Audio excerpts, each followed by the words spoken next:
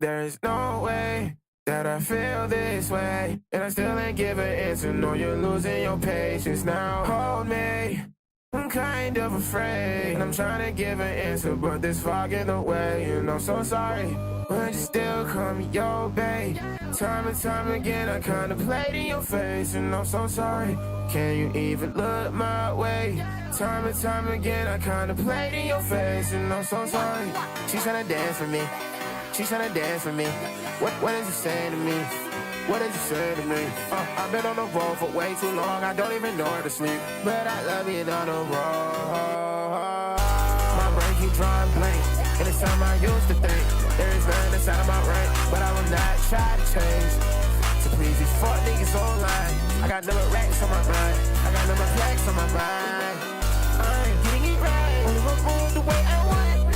I ain't on your side. I don't see some cut on my thumb. Why would you depend on me? That's not better for all of us. You don't like me, I'll take my lead. That is better for all of us. There's no way that I feel this way, and I still ain't give an answer. No, you're losing your patience now. Hold me, I'm kind of afraid. I'm trying to give an answer, but there's fog in the way, and I'm so sorry.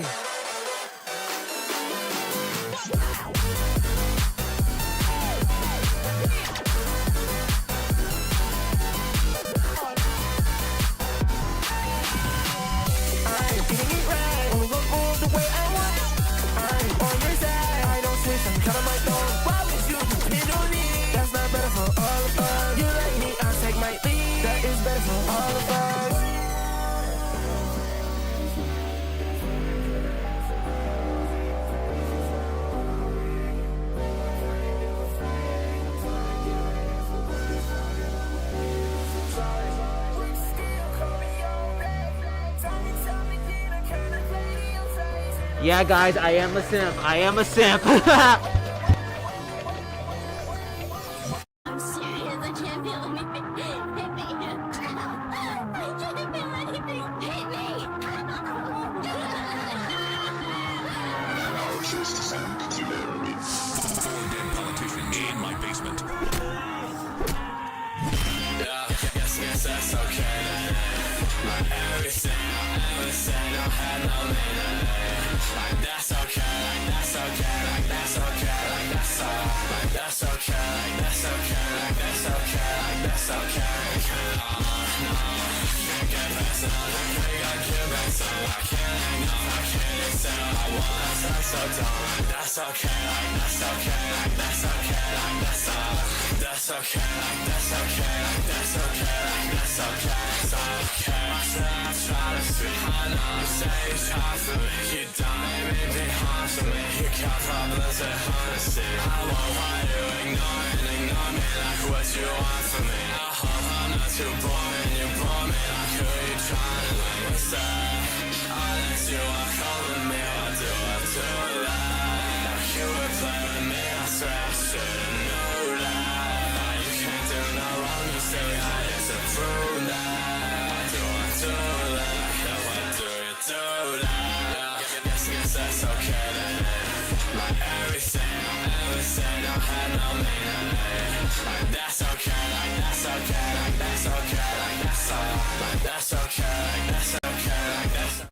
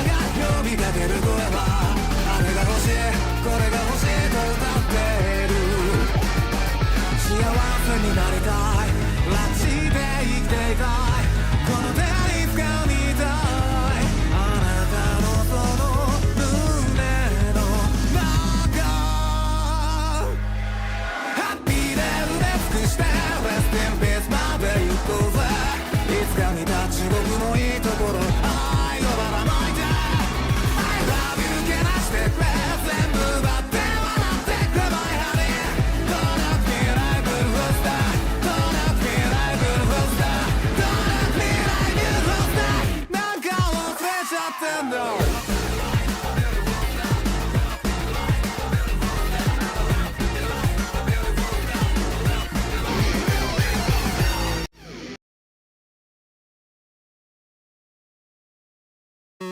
sure who I am, not sure who I wanna be. All this shit's a scam, I don't wanna be me. This ain't what I want, this is everything I need. No, I don't belong, can't contain my jealousy. Stop looking at yourself, you're caught up in my spell. No hope, can't you tell this ain't no wishing well? Stop, I can't agree with you, I can't believe this feeling's jealousy. Tell me who was I born to be? What's wrong with me? What is up, chat? What is up? Just had to get my quick edits in. Hello, chat. What is up? Chat, what is up, everybody? Hello. Had to get my quick edits in. Chat, you know, with all this bread I have on, I look like a blood. Chat, I'm not in the gang, man. I'm not in the gang. I'm not in the gang. I'm not in the gang, chat. I'm not in the gang, but I had to get my quick little edits in. It was just a coincidence that I'm matching all red today. But, anywho, chat, hello, chat. What's going on with you guys? Hello. Welcome back to another stream. As per usual, chat. Sorry for not going live the other day because I'm too lazy, chat. I'm too lazy. But I did posted something on my YouTube Shorts, Instagram Reels, and TikTok. I uploaded a clip there, and it's doing well on YouTube, so pretty good, yeah, pretty good. And I'm trying to upload more. Okay, oh, yeah, seriously, yeah, I'm so famous, I'm getting so much notifications. So I'm sorry, chat, but anywho, yeah. So yeah, I have to get all those clips in, chat. I have to get all those clips in. How to get everything in, all that other shit. But yo, chat, hello, what's going on, chat? Welcome back to another stream as per usual, chat. Today, chat. I'm not gonna spoil it for you guys, but you know. It's gonna be a fun day. It's gonna be a fun, crazy. It's gonna be a fun day, chat. It's gonna be a fun, chill day. It's gonna be a fun, chill day. And for all the viewers that are not here right now, besides Gunnar, dude, they're missing out. They're missing out on a really cool streamer right now, chat. They're missing out on a cool streamer right now, chat. They're missing out on a really cool streamer here, chat. They're missing out on a really cool streamer here. You know, I'm just doing the standing segment right now, so. But yeah. Yeah, they're missing out, chat. But anyway, how you guys doing today? Hope everyone's having a good day, morning, evening, night, wherever you're from. I hope it's going good for you guys so far. You know, same old shit, different day for me too. So chat, I got my schedule for this week for work. I only work Tuesday and Sundays. So, yeah. So today, Wednesday through Saturday, I have no work. So that's good. That's good for me, chat. That's good for me. More time with you guys, chat, because you like me, right? You like me. I'm a fat fucking chud, man. Holy shit. I mean, look, I mean, does these six pack, does this scream fat chud? Yeah. Yeah, I know. Look, stop. I know. I'm gonna get put in the edit. Stop, chat. Stop. Okay, I'm gonna get put in a black bar edit. Oh my gosh, chat. I was bogging right there. I'm sorry, man. I could. I'm sorry, man. I'm sorry. I can't. Okay, but anywho, let me sit down now because these are already dead. But yeah, chat. Anywho, but actually, speaking of work, I am gonna get my paycheck this Wednesday, so. So finally, chat. Finally, we're gonna I have some money again, and yeah. All right, chat. Cool. Yeah. All right. Yeah. All right. Already spamming that. Cool, bro. Cool, chat. Cool. Oh my gosh. Yo, Drac, what's the word, buzzin'? Oh my gosh, Drac. Oh my gosh. I haven't seen you in a minute. What's the word, buzzin'? What's the word? I know you haven't been here in God knows how long. Oh my gosh, how things been? You know, same old shit, different day. I have a job. I know. I'm sorry. You might want to cover your ears for this. I have a job. I know someone at home just got a heart attack right now, or just spit their drink onto the computer, onto their screen, on their phone, tablet, or computer. I don't know, but yeah. Don't try to break my fucking ears. Dude, motherfucker, don't tell me what to do. This is my stream. What are you talking about? I can make you deaf if I wanted to, chat. I can make you deaf if I wanted to. But I'm not going to because I'm not that evil, chat. I'm not that evil. Chat. Listen, I'm not that evil. But yo, Drag, how you doing, man? Oh my gosh, I hope you stay in the stream for long enough, because it's been a hot minute since I've seen you in here, brother. What the fuck? What the fuck, man? What the fuck? Oh my gosh, I'm so happy. I'm so happy. I'm so happy, man. I'm so happy. And by the way, we're not doing the femboy arc, dude. We're not doing the femboy arc, chat. Chat, we are not doing the femboy arc. Okay, stop it. Stop asking for that. You have some chat. You guys have some weird kink of me being a femboy. Very weird. Very weird kinks. Very weird kinks, chat. Very weird.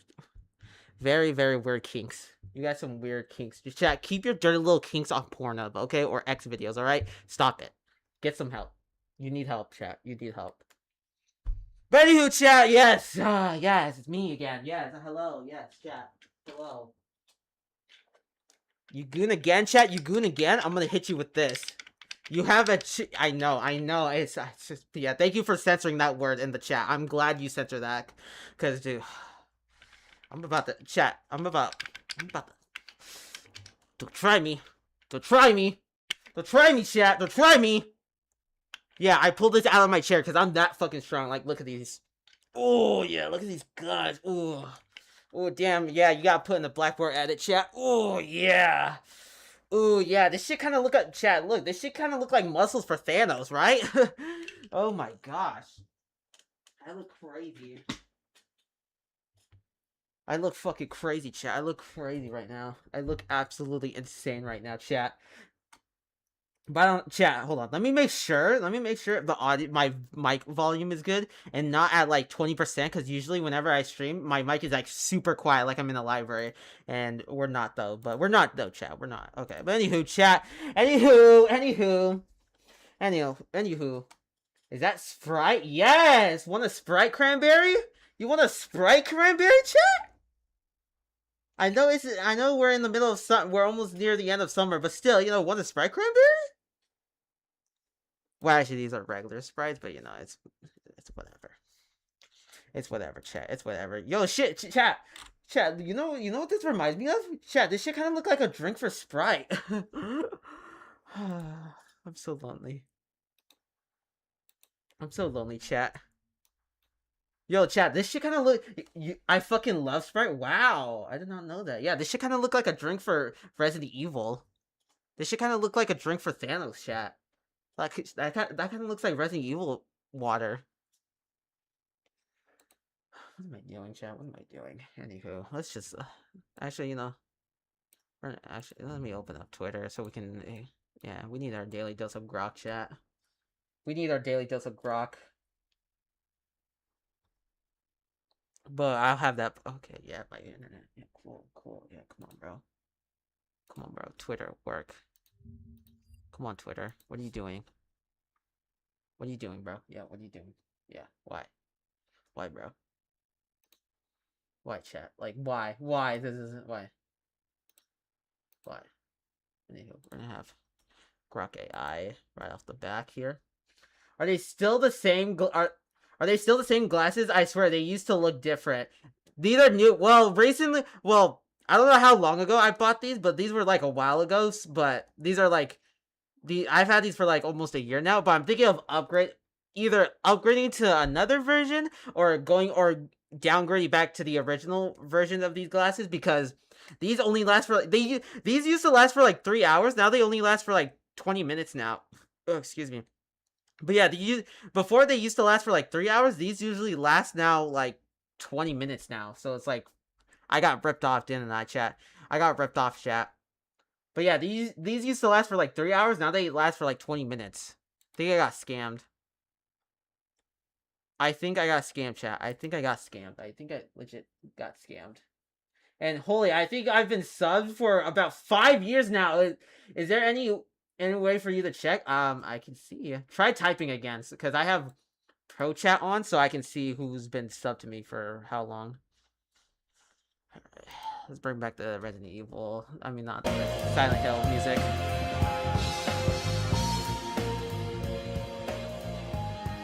I think once I saw you with no glasses. Oh gosh. Let me see.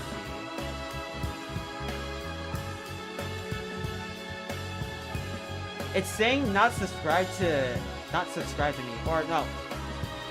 No, not that. It's just you've been private.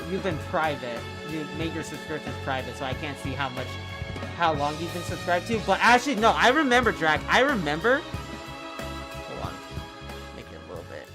There we go. So it doesn't get in the way.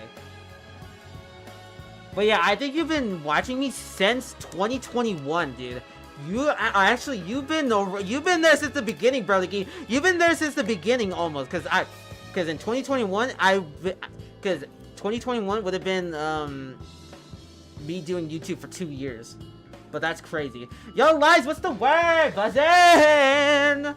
What's the word, girl? How you doing? How you doing, girl? Period. But Drag, if you saw me without these on, then yeah, you've been around way longer than I thought. But yeah, I know, it's been a minute, Lies. It's been a minute. I'm glad you're here. But yeah, Drag, you've been around since 2021, so you are actually like one of my longest viewers ever too. So I'm hope you stick around the stream. How do I say this? Hope you stick around the stream. Or how do I say this? Fuck, I'm having a seizure. I hope you stick around the stream for at least like an hour or something, cause you know it's been a while, man. It's been a while since I've seen you in the chat, so I'm glad that I see you here.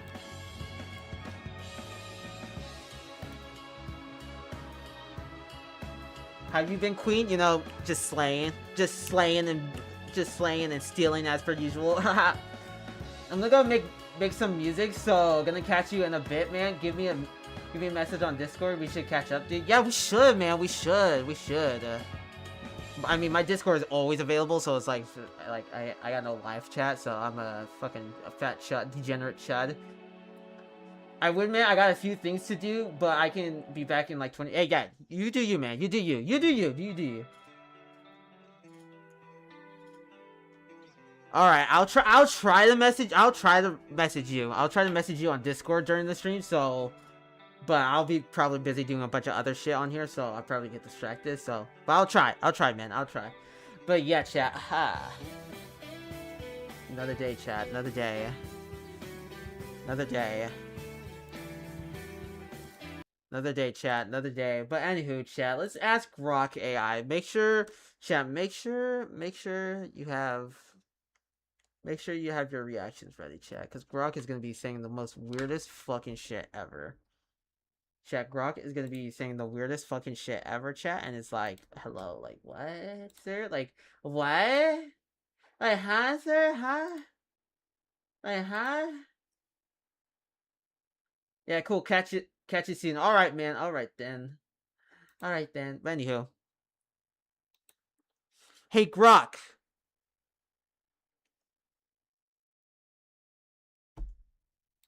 I don't know what to say. I was gonna say something, but then I kind of blanked out there. I don't know what I was gonna say. I forgot what I was gonna say, chat. What should we ask Grok, chat? What should we ask Grok? Chat, what should we ask Grok? What should we ask? Hey, Grok, how do I pick up a MILF?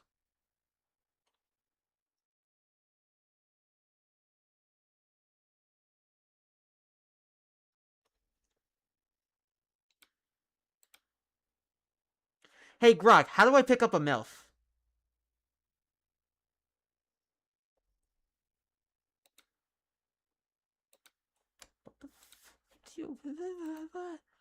What is up with GrokAI, chat? What is up with GrokAI? Let me try again, chat. Let me try again. Hey, Grok, how do I pick up a MILF?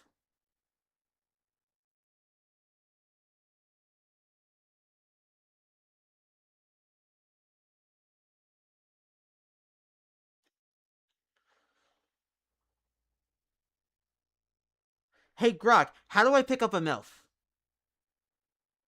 Hey, picking up a MILF is a lot like picking up anyone else. Confidence and genuine interest go a long way. Start by being respectful. Make eye contact, smile, and strike up a real conversation about something around you, not just how hot she is.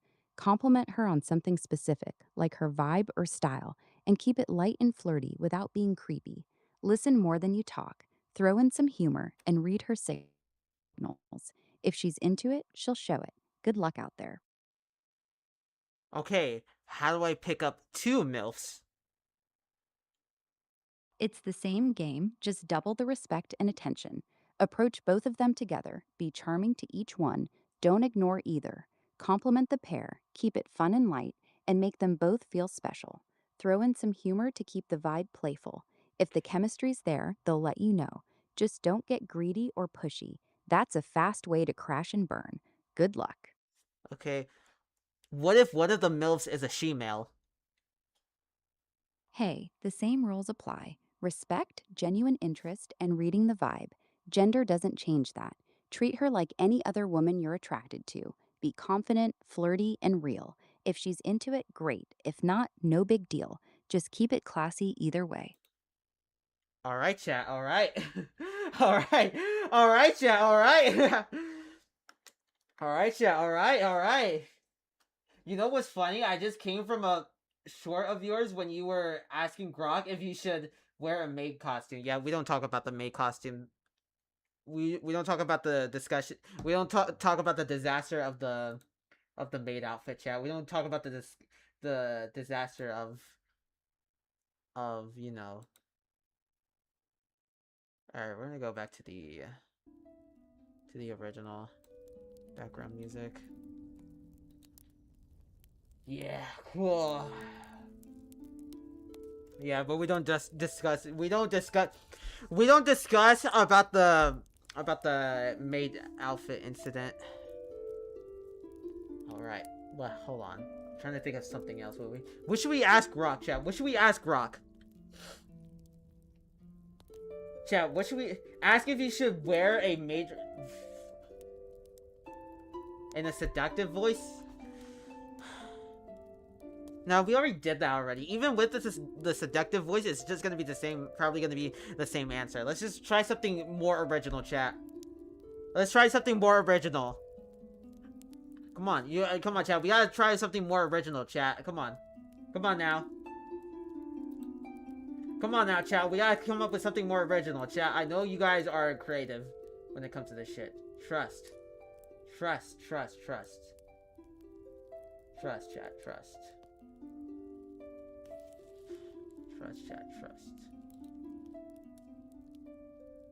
Bro, it's just gonna be the same thing. It's just gonna be the chat. I literally, chat, you guys, how do I say this? I asked GrokAI if should I wear a maid dress multiple fucking times. There's even a YouTube short of me asking GrokAI if I can wear a maid dress, and it's still the same. It's the same thing. Come on, chat, be more. Come on, we gotta think something more original. Actually, Lies just said something really good in the chat. Hold on. Lies just said something really good in the chat. Hold on.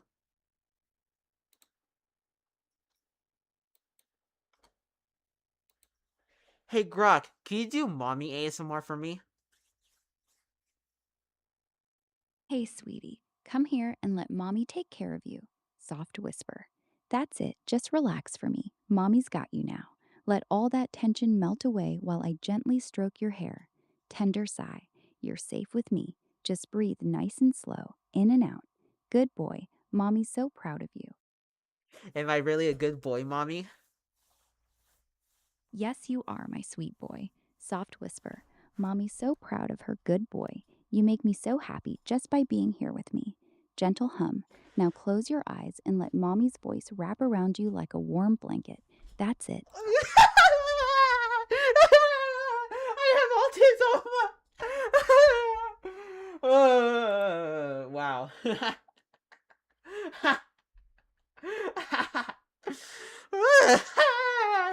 Oh, I'm gonna have. Oh, I'm touching myself tonight.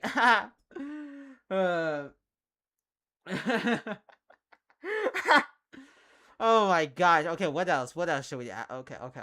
What else?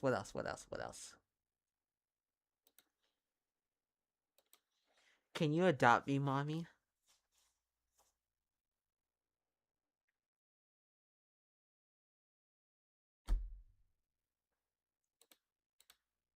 Can you adopt me, mommy? Oh, honey, I'd love to. but I'm just an AI voice. Fuck! I can be your Fuck! virtual Fuck! mom. Fuck! Fuck! Fuck! Fuck! Ah! Ah! Wait! Oh my fucking god, bro! I'm fucking done with this shit, bro! Can't have shit anymore, bro! I can't have fucking shit anymore, chat! What the fuck? Oh my fucking god, bro! Where's my stream? Oh my fucking god, bro! Oh my fucking gosh, chat! Oh my fucking gosh!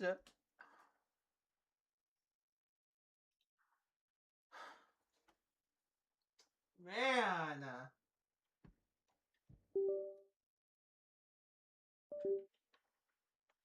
Hold on, I'm trying to fix my display cable. Because my second monitor isn't working.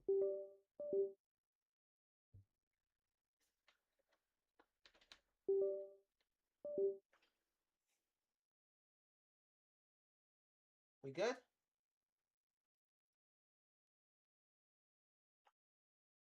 Still not working.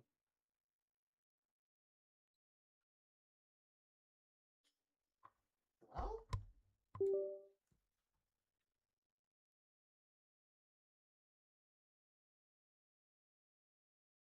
Bro, what did I do to my fucking second monitor?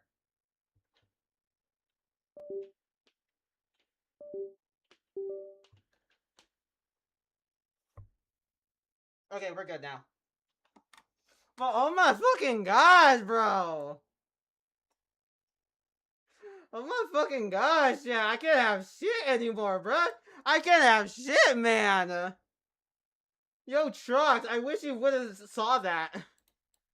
Bro, you saw Grok fucking... Oh my fucking gosh, bro! I can't even have AI. Bro, AI doesn't even want me either, man. I swear to... Bro. Where the bro, man? Where the fucking bro? I swear, bro, where the bro, man? I hope someone clipped that. Everyone needs to understand the pain I have to deal with, bro. Not even GrokAI wants me, bro. Oh my fucking god, man. Oh my fucking gosh.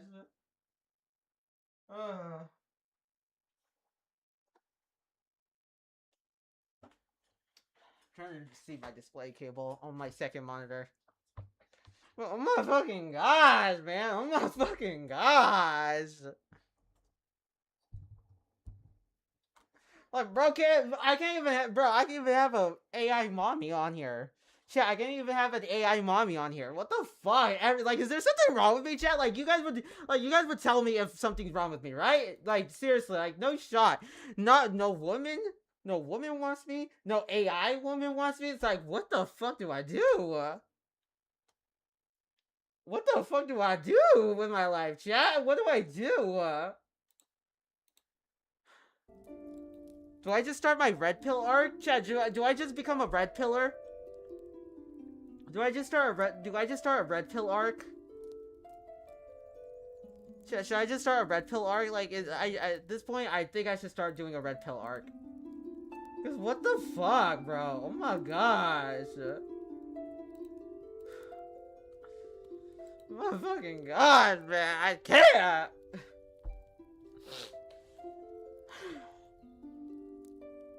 Like, seriously, chat. Like, seriously.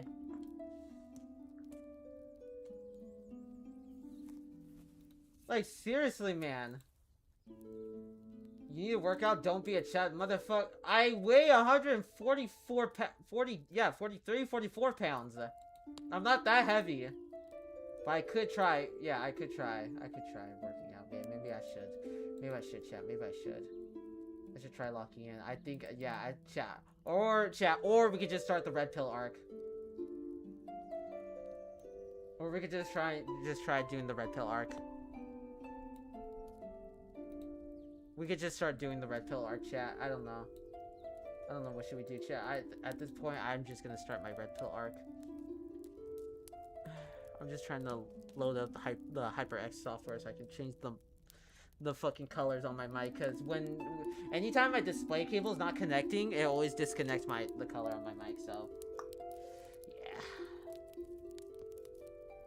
But every fucking time, man, why do they do this shit, bruh? Why does it do this shit, bro? I'm this close. I'm this close. I'm this close, chat. I'm this close.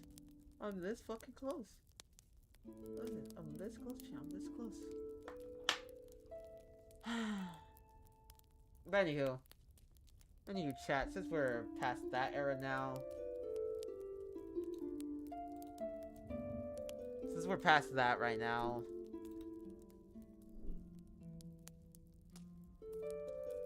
Did you enjoy your mommy ASMR? If you're talking about the ASMR I did on Grok, that I had Grok do for me, yeah, I kinda did. But actually, we're gonna, since we're waiting for this, let's listen to your...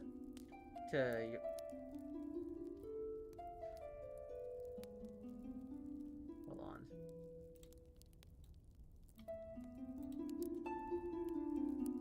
Unless if the teacher was hot, then yeah, just... Okay, I am so fucking lonely. I am so lonely. I am absolutely lonely. I am so lonely. What am I doing? Like, what am I doing, chat?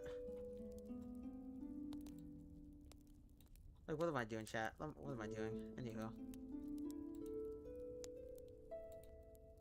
Alright. Let's just listen to more ASMR, chat. Let's listen to the ASMR.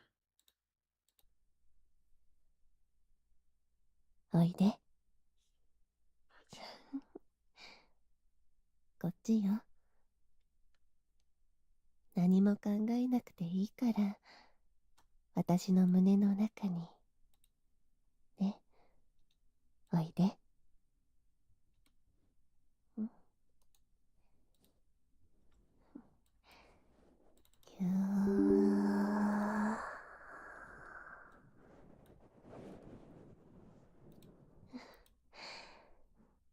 やっと捕まえた。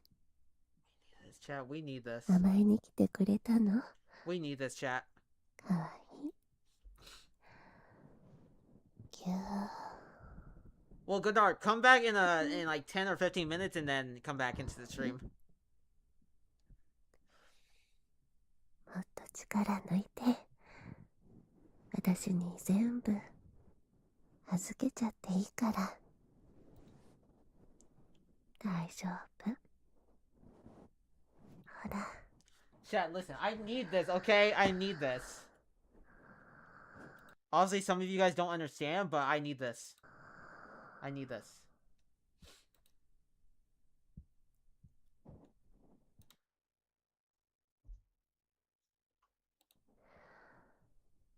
I need this, chat. I need this. 背中トントンしてあげる。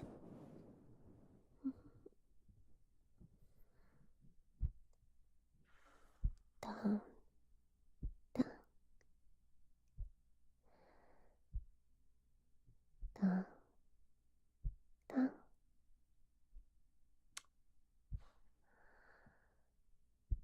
ポンポン。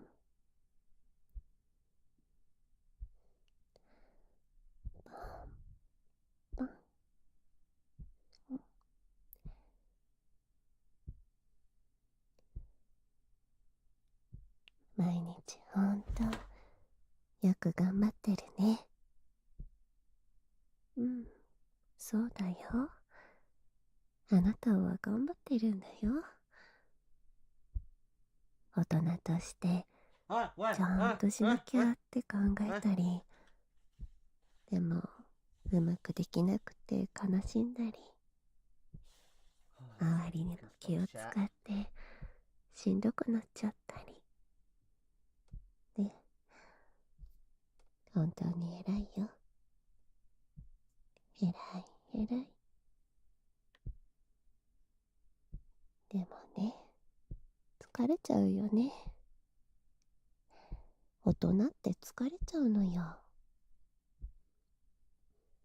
誰かによしよしって抱きしめられて、No, I can't. 何 No, も hold on, 考え chat. No, I can't. I can't do this. Hold on. No, I can't. Hold on, chat. No, I can't. I can't let this. I can't let this on the downfall. I can't let the. No, I can't leave this on the cliffhanger. What is it, dude? Twitter's so fucking weird right now, but I can't leave on the clip. No, I can't do. I can't leave it like this. Hold on. I can't leave it like this. Grok, please be my adopted mommy, please.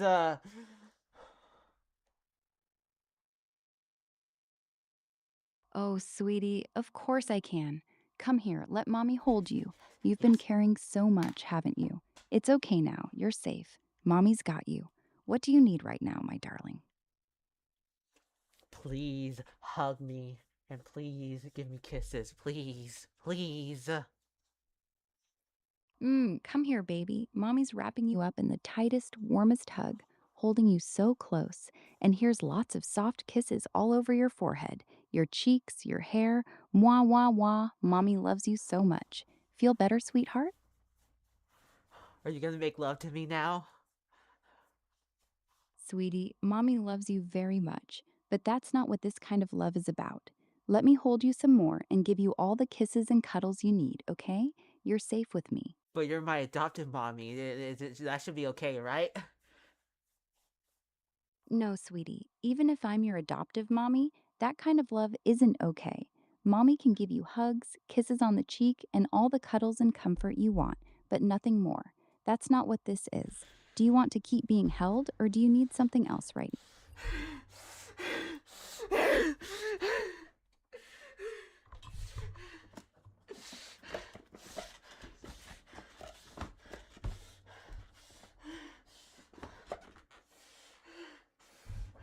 I need to twerk you out. I need to twerk this out.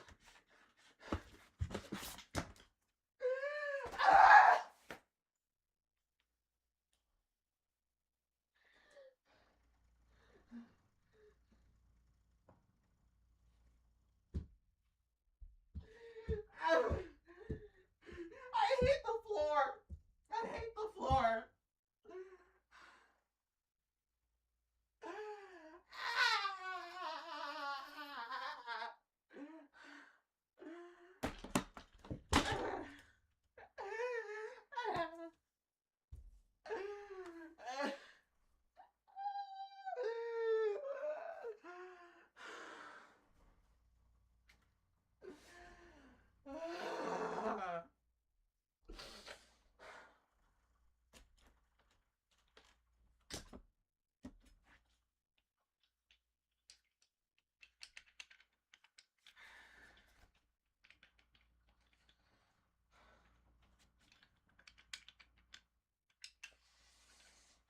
I'm gonna just like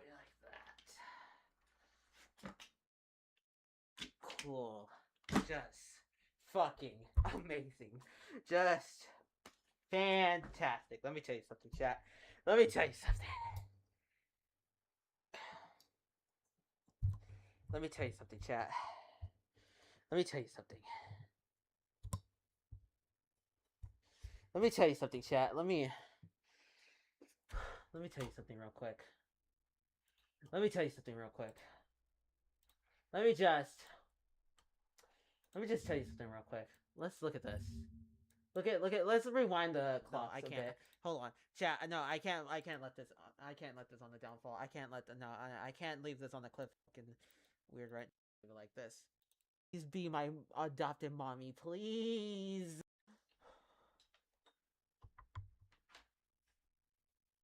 Oh, sweetie, of course. Should have made the clip a little bit longer, but hey, I'm not judging, but why does this always happen to me, chat? Why does this always happen to me? Let's just stick back to this. とりあえず甘えたい時もあるでしょ。ほら、今みたいに。ね。隠さなくてもいいんだよ。ありのままのあなたでいて。ここは私とあなただけ。今夜はもうちゃんとしなくていいの。大人はおやすみ。アブちゃんになっちゃおう。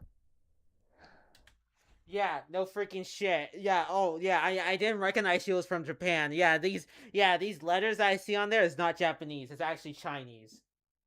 I'm a racist. 今は私の前ではただのかわいいかわいいバブちゃんでいいんだよ。ね、バブちゃん。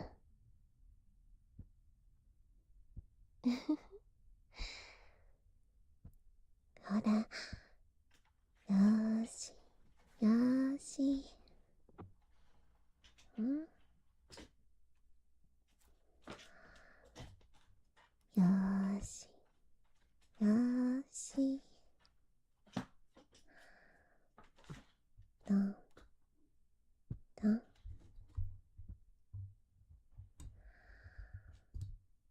どんどん。よ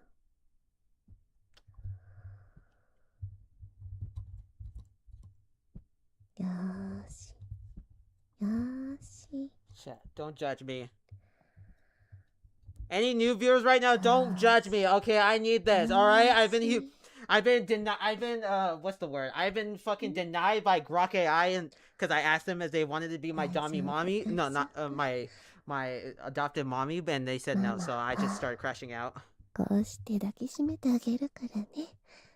So this is the only thing I need right now, okay? To all the new viewers, listen, listen, I need this right now. あったかいね。落ち着くね。 Stay up. Bro, this mic isn't standing up.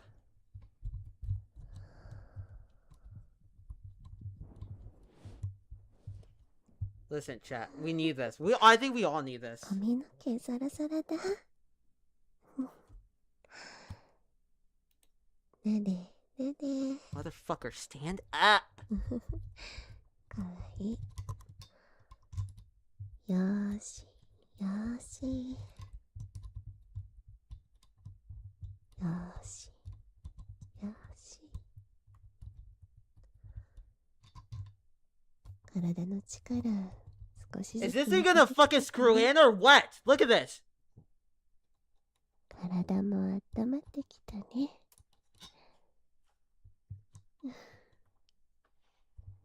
素直でおとなしくてとってもいい子。たくさん甘 Chat, え is ちゃ this お gonna う fucking ね。 screw in or not? Hmm? There we go. Just listen to it on your red pill arc. Yeah, chat. どうやって甘えればいいかわからないかな。そうよね。いきなり甘えてって言っても Yeah, chat, don't judge me. I'm in my red pill arc right now. 難しいよね。あなたはバブちゃんだから何にも考えなくていいんだ I'm も in my ん。 red pill arc right now, chat, okay? Don't judge me. ママに任せて。 Don't fucking judge me, chat. Alright? Alright? じゃあバブちゃんが寂しくないようにもっと思いっきり抱きしめちゃおう。 Dude, I've been literally listening to this while I'm trying to fix my mic. もっと強くぎゅー。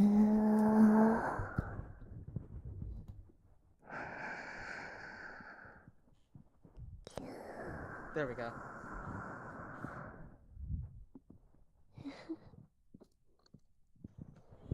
Yo, bro. バブちゃんもママをぎゅーってできる？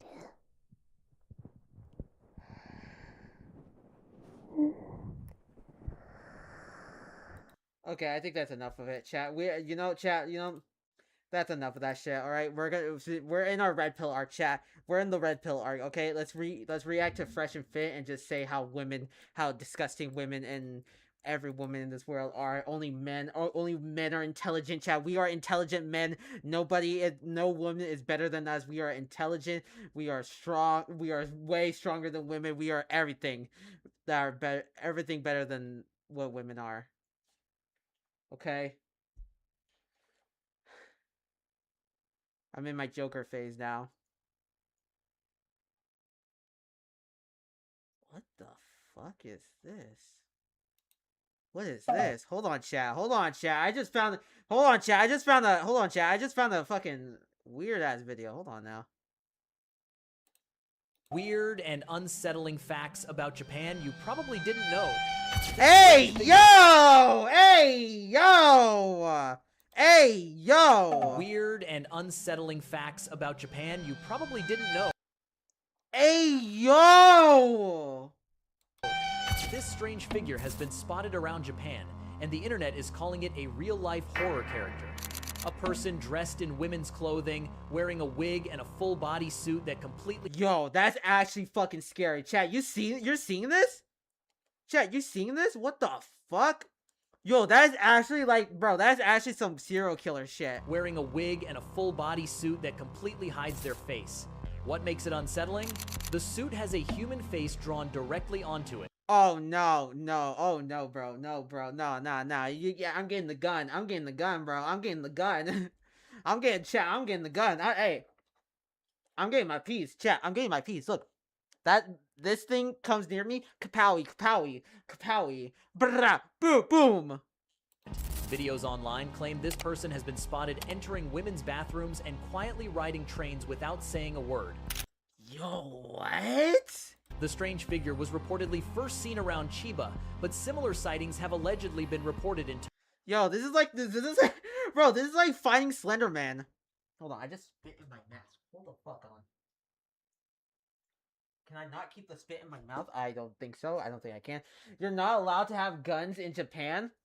Hey, if there's no cops around, hey, like I always say, if there's no cops around, anything's legal. But yeah, this is like finding Slender Man in 2010. Tokyo. Some people say it looks like something straight out of a mannequin horror story.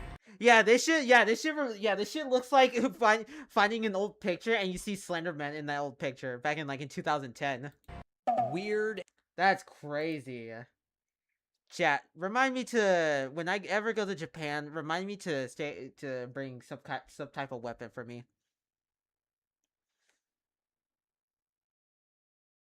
But hey, you said Japan doesn't allow guns. They didn't say I have to put a bullet in a slingshot, right? You know, just do it like, you know, Bart Simpson style, just have a bullet in the slingshot and then bah, like that. Motherfucker looks like Jeff the Killer. Oh my gosh. Yes, it kind of does a bit, just without the creepy smile. You can have mace. Yeah, or bear mace. Maybe bear mace.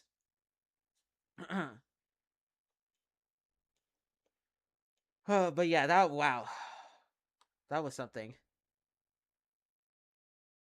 Ooh. All right, yeah, wow. What an interesting start. What an interesting video. But remind me to try to not step foot in that. Not if I chat pepper spray mace. Maybe, yeah, you know, pepper spray does work, but they're wearing a mask. How's pepper spray gonna work against that person? They're wearing a mask. That ain't gonna do shit, bro. Oh wait, you know what? Actually, chat. You know what I should do? You know the hidden blades from Assassin's Creed? Actually, I have a replica of one in my closet, but I don't have a stand for it to put it on my shelf. But chat, what if I have someone from Japan make me an actual real hidden blade from Assassin's Creed, and when that motherfucker tries to run up on me, just hit him with the right in the neck, just pop, you know, just like Assassin's Creed style. Be like Ezio in this bitch. That'd be sick. Actually, that'd actually be fire, though. That'd actually be fire. Not only be good in self-defense, but I look cool doing it, so. Yeah. Yeah, chat.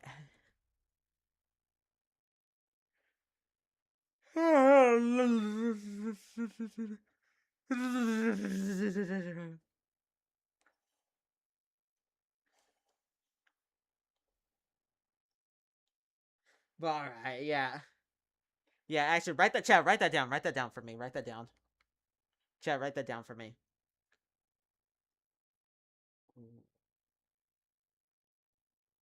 Oh my gosh. Chat. Let me see. Let me see. But yeah, that is crazy though. That is crazy.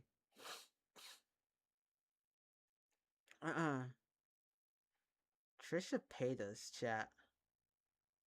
Look at this. This came up on my For You page. I don't know how, but yeah.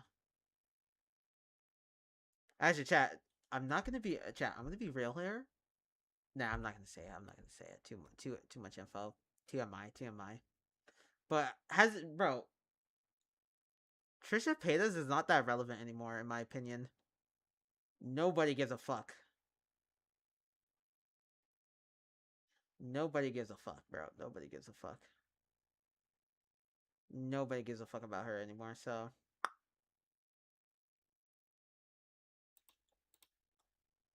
Alright. Alright, what else?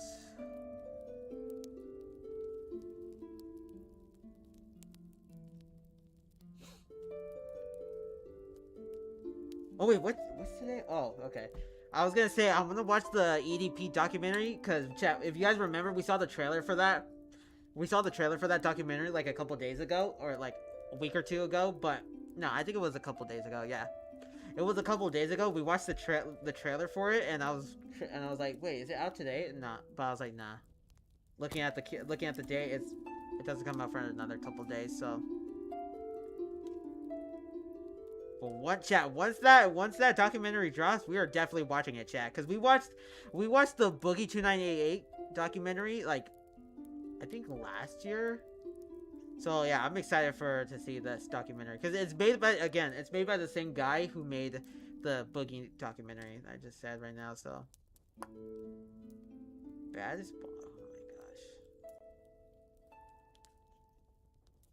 I'm trying to see what a good video. I'm trying to find a good video we could react to.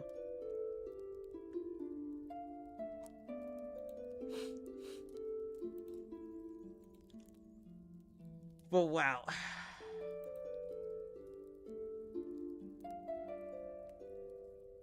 Actually, we could watch this video. Hold on. These are the most disturbing crimes that happen within the Yu-Gi-Oh community. I want to make fun of Boogie. Yeah, but he's not really doing anything crazy now. And we already juiced him out already, so there's really not much to to make fun of him anymore, so yeah. But yeah, there's really nothing.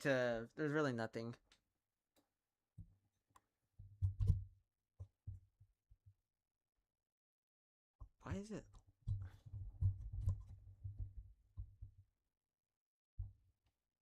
See?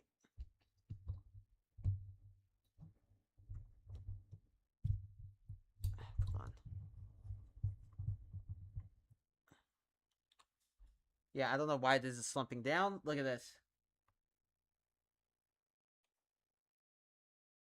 I don't know why it's doing that. Yeah. Hold on. Ugh. Motherfucker, this mic, man. I don't know why out of nowhere this decides to not fucking.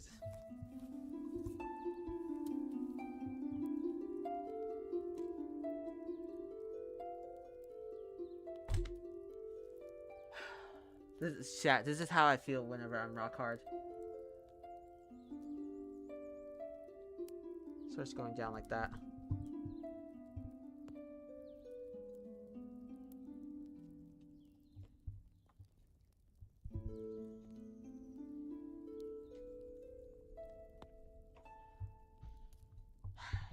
Look at this, chat. Look at this.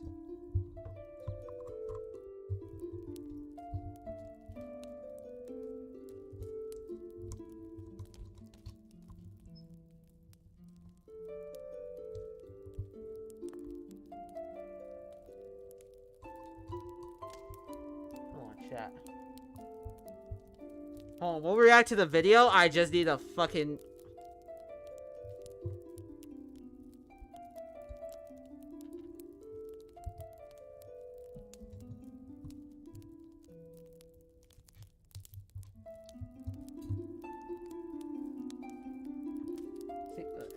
Look at this. Look at this.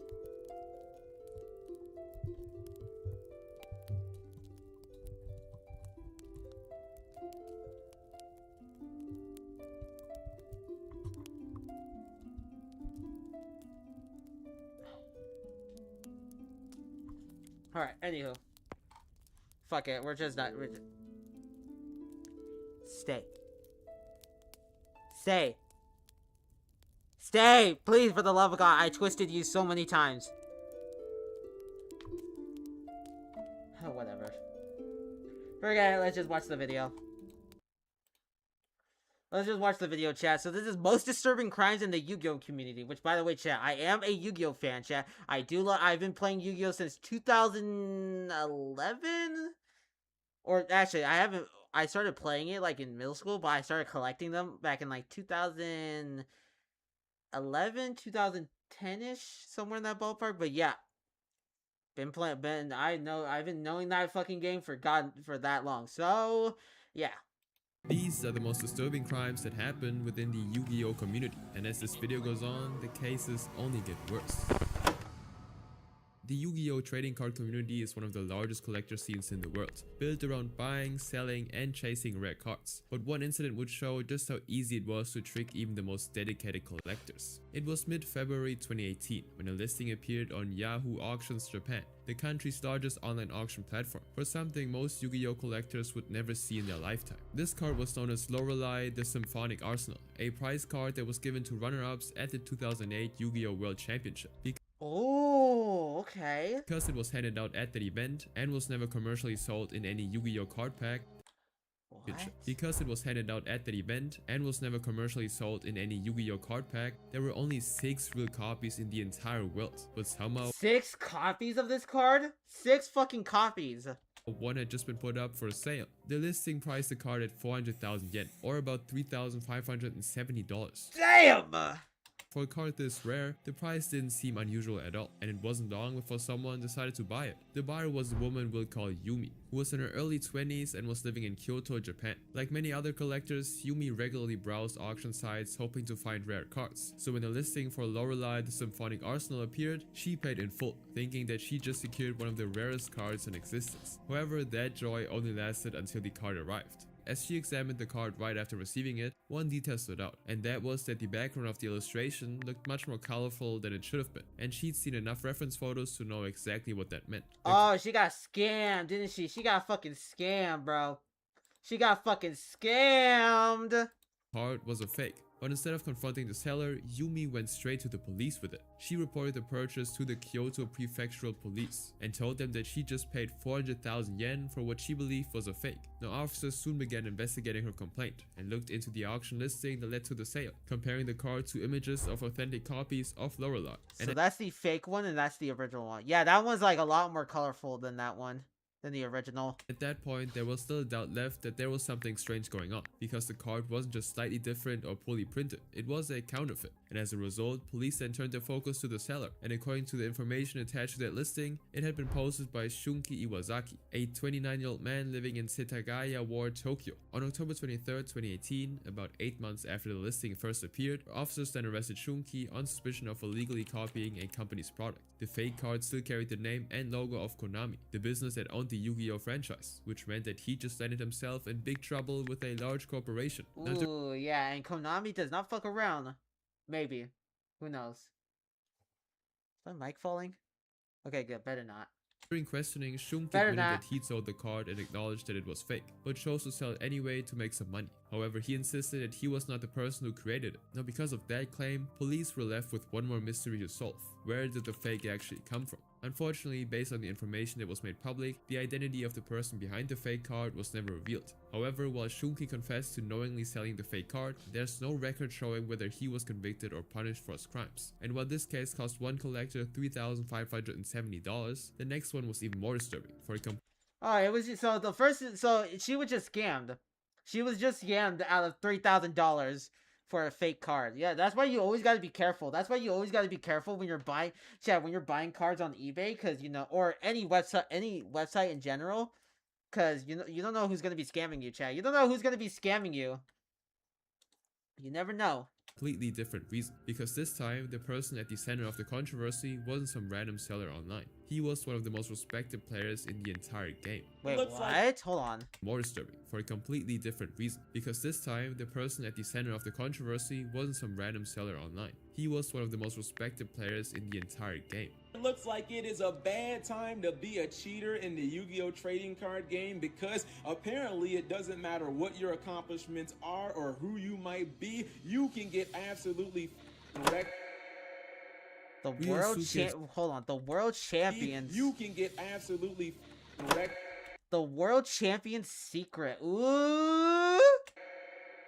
Ryosuke Tsujimura, better known in the competitive Yu-Gi-Oh scene by his nickname Hitsuji, was a Japanese Yu-Gi-Oh player in his early 20s, who became internationally famous after winning the 2017 World Championship. But about a year later, footage from one of his matches began circulating online, and what viewers noticed would become a scandal that would completely divide the Yu-Gi-Oh community.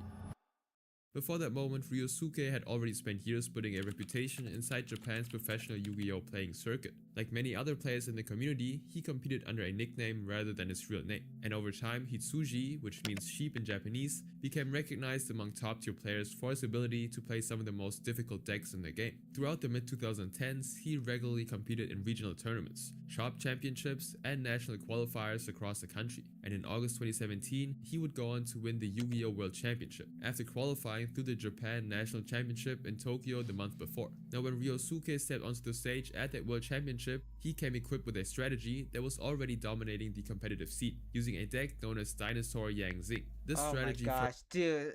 Oh my gosh, from that deck alone, dude, he has fucking 3 Cyclone type. Wow, yeah, this guy's a prick.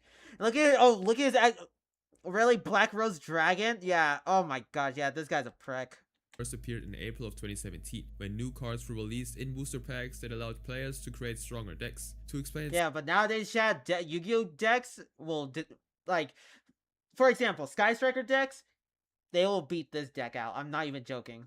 Simply, Dino Yang Zing combined 3 groups of cards. These were dinosaur monsters that acted as the main attackers, Yang Zing cards that were support cards, and the powerful boss monsters known as True Kings. When these cards worked together correctly, they could shut down almost everything your opponent tried to do. Think of it like showing up to a fistfight and your opponent just brought a tank. You could technically still win, but your odds wouldn't be great. Now, because of how dominant this deck became, rule makers eventually stepped in, and in October 2017, the deck was actually banned. No one could ever use this strategy again, not even Ryosuke. Now, following the ban, he had to build a new deck from scratch, one that could replace the strategy that had carried him to the top. And more than a year later, after his championship win, on November 23, 2018, he participated in the largest independent Yu-Gi-Oh tournament in Japan, the Hadi Grand Championship. As the reigning world champion, the crowd expected Ryosuke to dominate, and after being matched up with a player named Uchi, Ryosuke barely hesitated between plays and moved through the match seamlessly. However, it wasn't until a Twitter Yo, Cowboy, what's good? Oh, Plasma. Okay, you have an ult account. Cool. Cool. You have an ult account. Cool. Cool, Brody. Cool. Cool, man. Cool. Hold on. But it's nice to see you again, man. Nice to see you again. But hold on.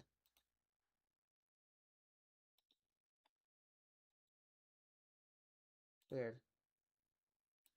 My chat overlay got reset. I don't know why. Anywho.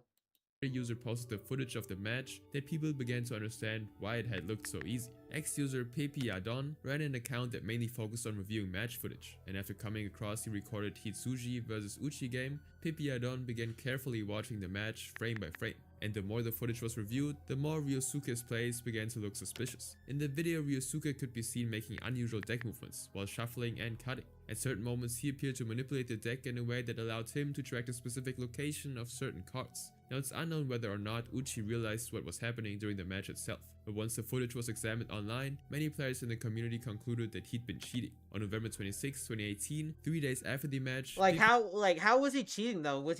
Did he have another card in his hand and he tried to slip it in his deck? Yadon posted the footage publicly, and within hours, the video began spreading everywhere, and discussions erupted across forums and social media, all debating whether the actions were intentional cheating or simply careless play. Now the arranged his deck beforehand the duel. Did not shuffle his deck before the duel. He drew a card while not letting his opponent. Okay, what's your source? The blog list, following reasons, advanced it, and not those you've listed. Yeah, arranged his deck beforehand the duel, or stacked. Did not shuffle his deck before the duel. He drew a card while not letting his opponent to shuffle his deck beforehand. It's also saying that they confirmed the cheating through the video. Okay. Pressure eventually reached Ryosuke himself, and he responded to the accusations by posting a statement online. The same day, the video went viral, saying, "Although it's true that the video shows me not doing a deck cut, I didn't deliberately change the top card on the deck." Now, soon afterwards, the tournament organizers got involved and started their own yeah, he didn't chop his deck. I see. Investigation into the match. And the very next day, on November 27, 2018, the Hardy Grand Championship organizers announced their decision on their blog. Ryosuke was indefinitely banned from the event and all tournaments associated with it. For a player who had once stood at the very top with the dominating deck of the time, the punishment was devastating. So he was just cheating. That's it. Okay. Following day, November 28th, he posted on Twitter stating, "Regardless of the results of the investigation into my illegal play, I apologize for causing inconvenience to the Hardy Championship organizers and to my opponent Uchi." In the end, the community got a ban and an apology, but never an explanation. Ryosuke had already reached the top of the game, and no one ever found out why he felt he needed to cheat to stay there. In this next case, however, there was no need for slow motion replay, because everyone could see exactly what happened. Reluctantly admitted to be using less than 45 minutes before his little outburst. Because of course, the perfect time to do is right between rounds. Wait, what?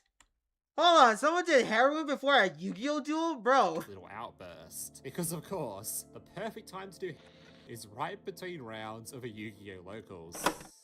The Missouri tournament meltdown. Wait, this person did heroin before they started a fucking duel? What the fuck? It was the evening of July 9th, 2024, in Marshfield, Missouri, when a Yu-Gi-Oh tournament was in motion. Inside a local card shop, players carefully shuffled decks and slid sleeves against each other as competitors prepared for the next draw. Some players were calculating their next move, while others watched nearby, waiting for their turn. But before the night was over, things would escalate at one of those tables, in a way that no one in the room was expecting. Bro got rage baited, bro.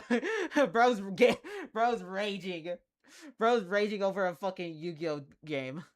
One of the players sitting in that room that night was 26-year-old Haven Burkhardt from nearby Springfield, and he was playing against Jordan, who'd come to the store to play for fun like everyone else. Haven was having a great time, until he found himself in a losing position, and instead of quickly playing out his turns, he started moving through the game extremely slowly, as the clock continued counting down. Now Jordan eventually noticed what was happening. Haven was doing this to stall, and he wasn't having it. According to a witness, Jordan leaned over and said, "Hey." Oh yeah, I hate chat. Whenever I play Yu-Gi-Oh! Master Duel, dude, there's always gonna be a player that I go up against.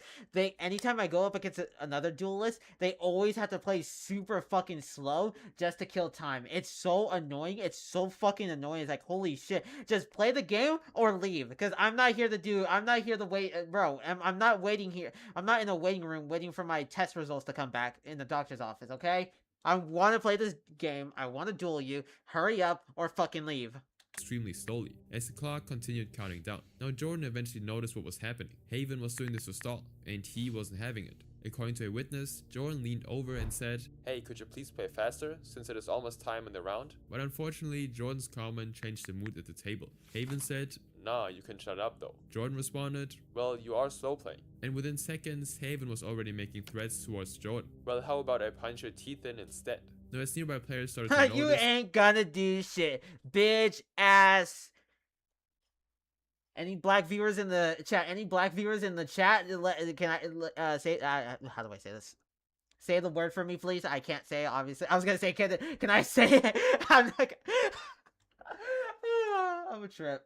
A few tried stepping in to calm the situation down. Jordan, now feeling threatened, called 911, and other players began calling out for the head judge to come over. And while all of this unfolded, Haven got up and walked over to the front counter where Victoria, the staff member running the register, was standing. He turned in the playmat he borrowed and demanded, "Give me my prize pack now." Victoria, unaware of what just happened at the table, calmly replied, "Well, I'm about to do prizes here in a moment." By then, Jason, the store owner, had already been informed and came over to figure out what happened. He told Haven, "Listen, you're hereby banned from the store, our second store location, and I never want to see you step foot in here again." Now Haven demanded his prize pack anyway, but Jason told him that he wasn't getting it, and that was when Haven put his hands on Jason in an attempt to push him aside and reach for the prize sitting nearby, which he would realize was a huge mistake, because before owning the card shop, Jason had served in the military, and the moment Haven put his hands on him, Jason grabbed him and warned, "You need to leave now, before this gets worse." But Haven didn't stop, and the two struggled until Jason finally had enough and picked him up off the ground and slammed him onto the floor. Damn! Fucking butt!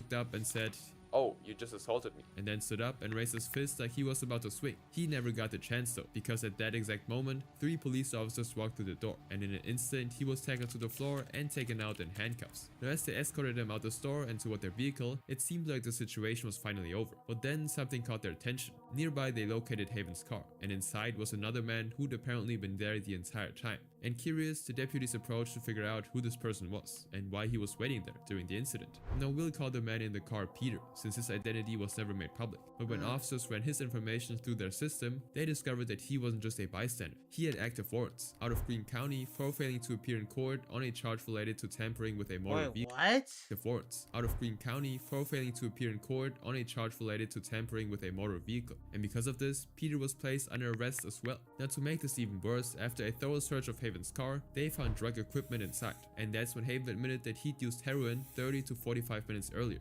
and thought Fucking hey, god damn. he might be overdosing. So emergency medical services were called as well to evaluate him before he could be taken in. Now after searching the car, deputies also searched Haven himself, and inside his wallet, they found a small bag of cocaine that weighed around Cocaine? What the fuck? Where, bro? 0.14 ounces, or 4 grams. And so by the end of the night, he was facing multiple criminal charges, including assault and drug possession. He was then booked into Webster County Jail and held on a $50,000 bond. Now at the time the incident was reported, Haven was scheduled to appear in court on July 23rd, but little information had been publicly released about what happened afterward. The chaos in this story started and ended in one night in a card shop with people who could see exactly what was going on. Wow, that's wow, that was something. So they found 4 grams of cocaine and a little bit of heroin needles in his car. That's crazy. That's actually insane. Like, dude, Yu-Gi-Oh! Ain't that serious, bro. Next case, however, played out entirely online and began with a photo of something that. Bro, what next? Some other competitive Yu-Gi-Oh! Player is gonna do fucking steroids in the bathroom. Thought never existed. And as the story made its way to Reddit, Facebook, and eventually YouTube, the public narrative of this card took life on its own. The Discord auction nobody won. What? Another scam? On December 22nd, 2020, at exactly 9:35 in the morning, a user named Green messaged in a Discord server called r/u, a place where collectors bought and sold cards. He asked a simple question: "Can I get a price check on these parallel rares from MF03? At first, nothing about the message stood out. That changed the moment though he shared a photo. The cards looked different from anything most players were used to see. They had a metallic sheen that reflected light in a way that looked... First, nothing about the message stood out. That changed the moment though he shared a photo. The cards looked different from anything most players were used to see. They had a metallic sheen that reflected light in a way that looked unusual. MF03 was the third set of promotional cards produced through a partnership between Konami, the Japanese company behind the game, and Mattel, one of the biggest toy manufacturers in the world. In the early 2000s, the two companies worked together to produce Mattel GX action figures, a line of Yu-Gi-Oh! Toys. Each came with a promotional Oh shit, I didn't even know about that. What the hell? card packed inside the box. And the image we sent showed 6 of these cards, including Elemental Hero Avian, Mustenetrix, Clayman, Sparkman, Bubbleman, and Cyberdragon. The toy line had been poorly distributed, and some products were quietly cancelled before they ever reached stores. The toy line had been poorly distributed, and some products were quietly cancelled before they ever reached stores. Now for years, cards like these had existed more as rumors than confirmed pieces of the game's history, and everything the community knew about them came from scattered forum posts and old box photos. No one had ever actually seen them, and yet here they were. Green explained that he'd been given the cards as a gift and placed them in a childhood binder, stating that it was something that had been sitting untouched since he was a child. Now people immediately questioned whether the cards were even real. One even pointed out small inconsistencies like the numbering on Cyber Dragon that had EN009 instead of EN010. Others focused on the fact that some of these cards had never been publicly documented before. However, at the time, other people were also excited, because if the cards were actually real, this was not just a rare find, it was a lost piece of the game's history, the kind collectors had been chasing for years. Now on January 6, 2021, damn, okay, that's crazy. Yeah, actually, that's just a crazy pull to have. Almost a month after Ween sent the photos, he submitted several of the cards to PSA, which stands for Professional Sports Authenticator. They examined cards and scored them on a scale of 1 to 10, where 10 meant the card was in perfect condition and 1 if it was heavily damaged. Now when the results came back, Clayman received a 3, meaning it was in rough shape. Avian scored an 8, which put it in a pretty good condition. That's good, but Clayman at 3? Ugh. Cyber Dragon received a 6, as alright. it had some visual flaws, but was still in decent shape. And it passed the smell test. There weren't any glaring issues, the parallel foiling, the card text, there was nothing off with the card. If it was a fake, it was one of the most convincing anyone had ever seen. Now soon after, Ween started planning an auction, and to handle the process, he worked with Dan Parker, who was the owner of YGO Organization and Yugipedia, two major community-driven platforms dedicated to the Yu-Gi-Oh! Trading card game. Together, they created a dedicated Discord server designed specifically for selling these cards, and it was complete with channels for bids, questions, and buyer verification. Ween posted on Facebook to advertise the cards, and that's how people found out his real name, Kevin Lee.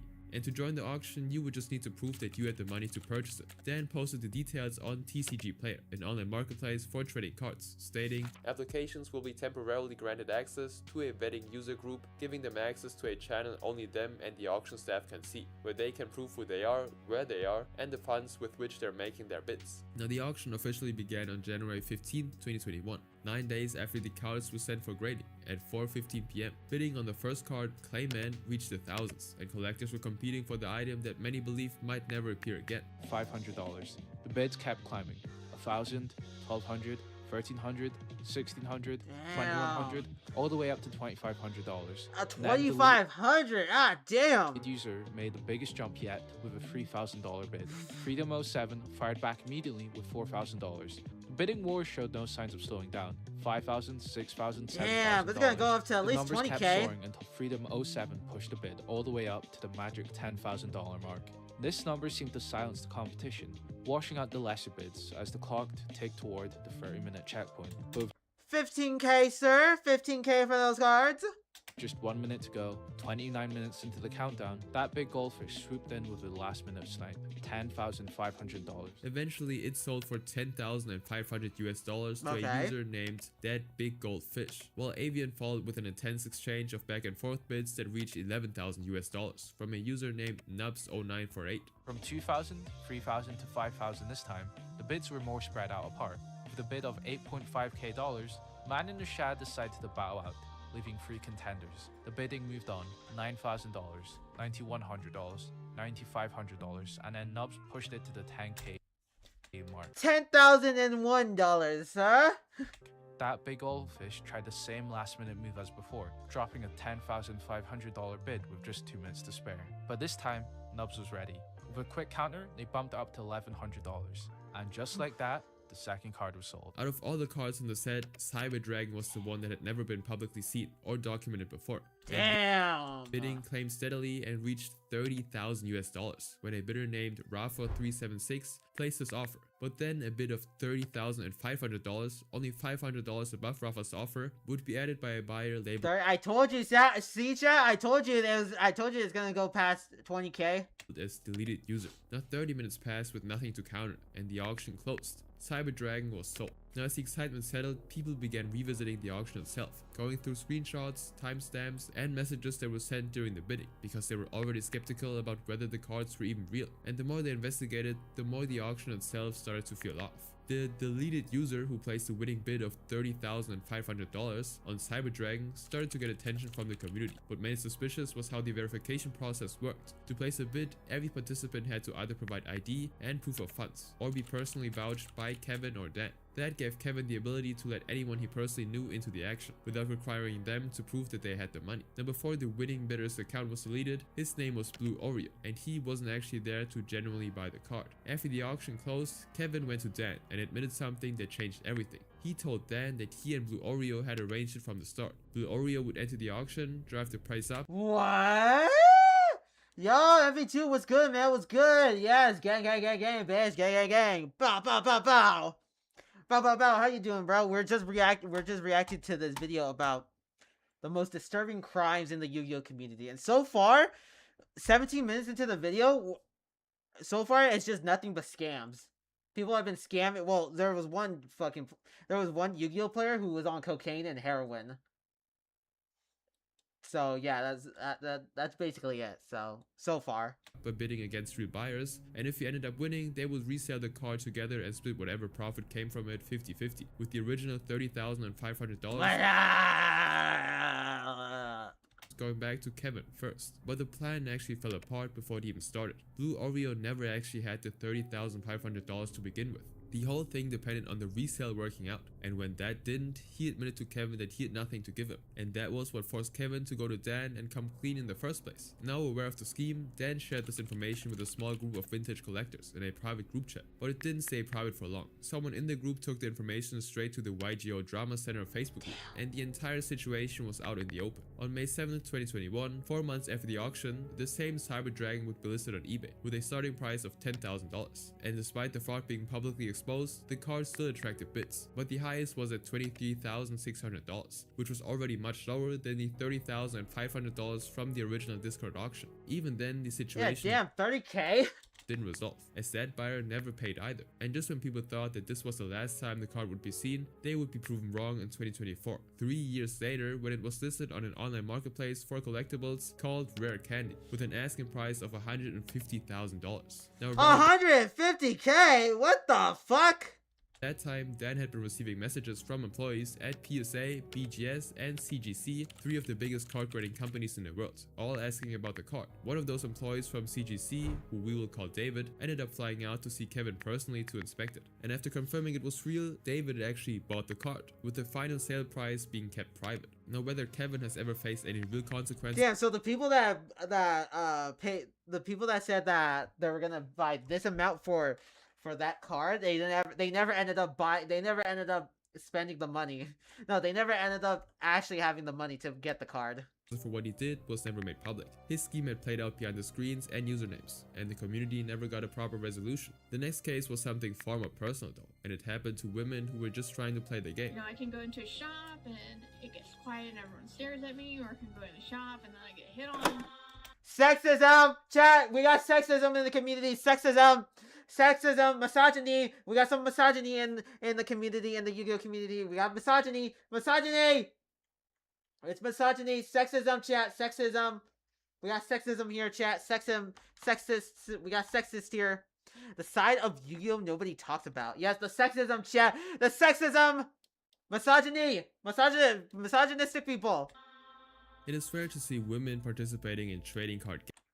And then I get hit on. Chat, misogyny. It is rare to see women participating in trading card games, even though in the wider gaming world, women make up nearly half of all players. But in trading card games like Yu-Gi-Oh, the numbers are much lower. At big tournaments, women often make up only a small group, sometimes only about 5% or lower. At big tournaments, women often make up only a small group, sometimes only about 5% or even less. This can mean walking into a room of 100 players and seeing only a handful of women. And for a long time, most people didn't question why that was, until people started sharing what was really going on behind the scenes. And by 2016, enough of these experiences had been shared privately that someone within the community decided to bring them into the public eye.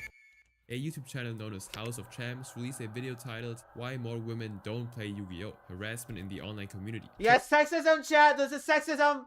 Sexism, chat. Sexists. Showcasing a compilation of screenshots, messages, and personal accounts from 7 women who described their experiences within the game's player base. One of them was Saori Desu, who made a public trade post in the Zodiac Facebook group, where players would discuss and trade Yu-Gi-Oh cards. At first it looked like a normal post, until a user commented, "Only if it comes with your nudes." And then almost— Yo, my guy, this ain't Tinder. This ain't Bumble. This ain't even. This isn't even Hinge. What the fuck you mean? The fuck you mean? I'll give you the card only if you send me nudes with it. Like, hello? Like, what is it? What? Immediately, the same user followed it up with another message. bro thought, you received the card, I received nudes. We win. Request banned, asking that Saori be banned.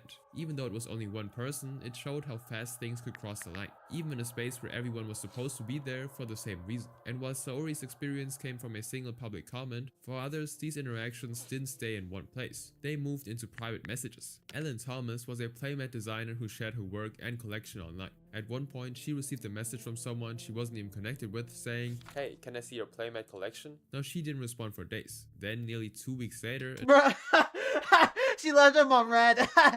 another message from the same person. Answer. There was no other message in between these two messages, yet the tone had changed completely. And in other cases, messages like these come across as something that almost sounded sincere. Like what happened to Flossie. Her situation didn't start with insults or threats. It started with a message from completely. And in other cases, messages like these come across as something that almost sounded sincere. Like what happened to Flossie. Her situation didn't start with insults or threats. It started with a message from a total stranger saying, "I love you. What do I do?" She responded, Yo, has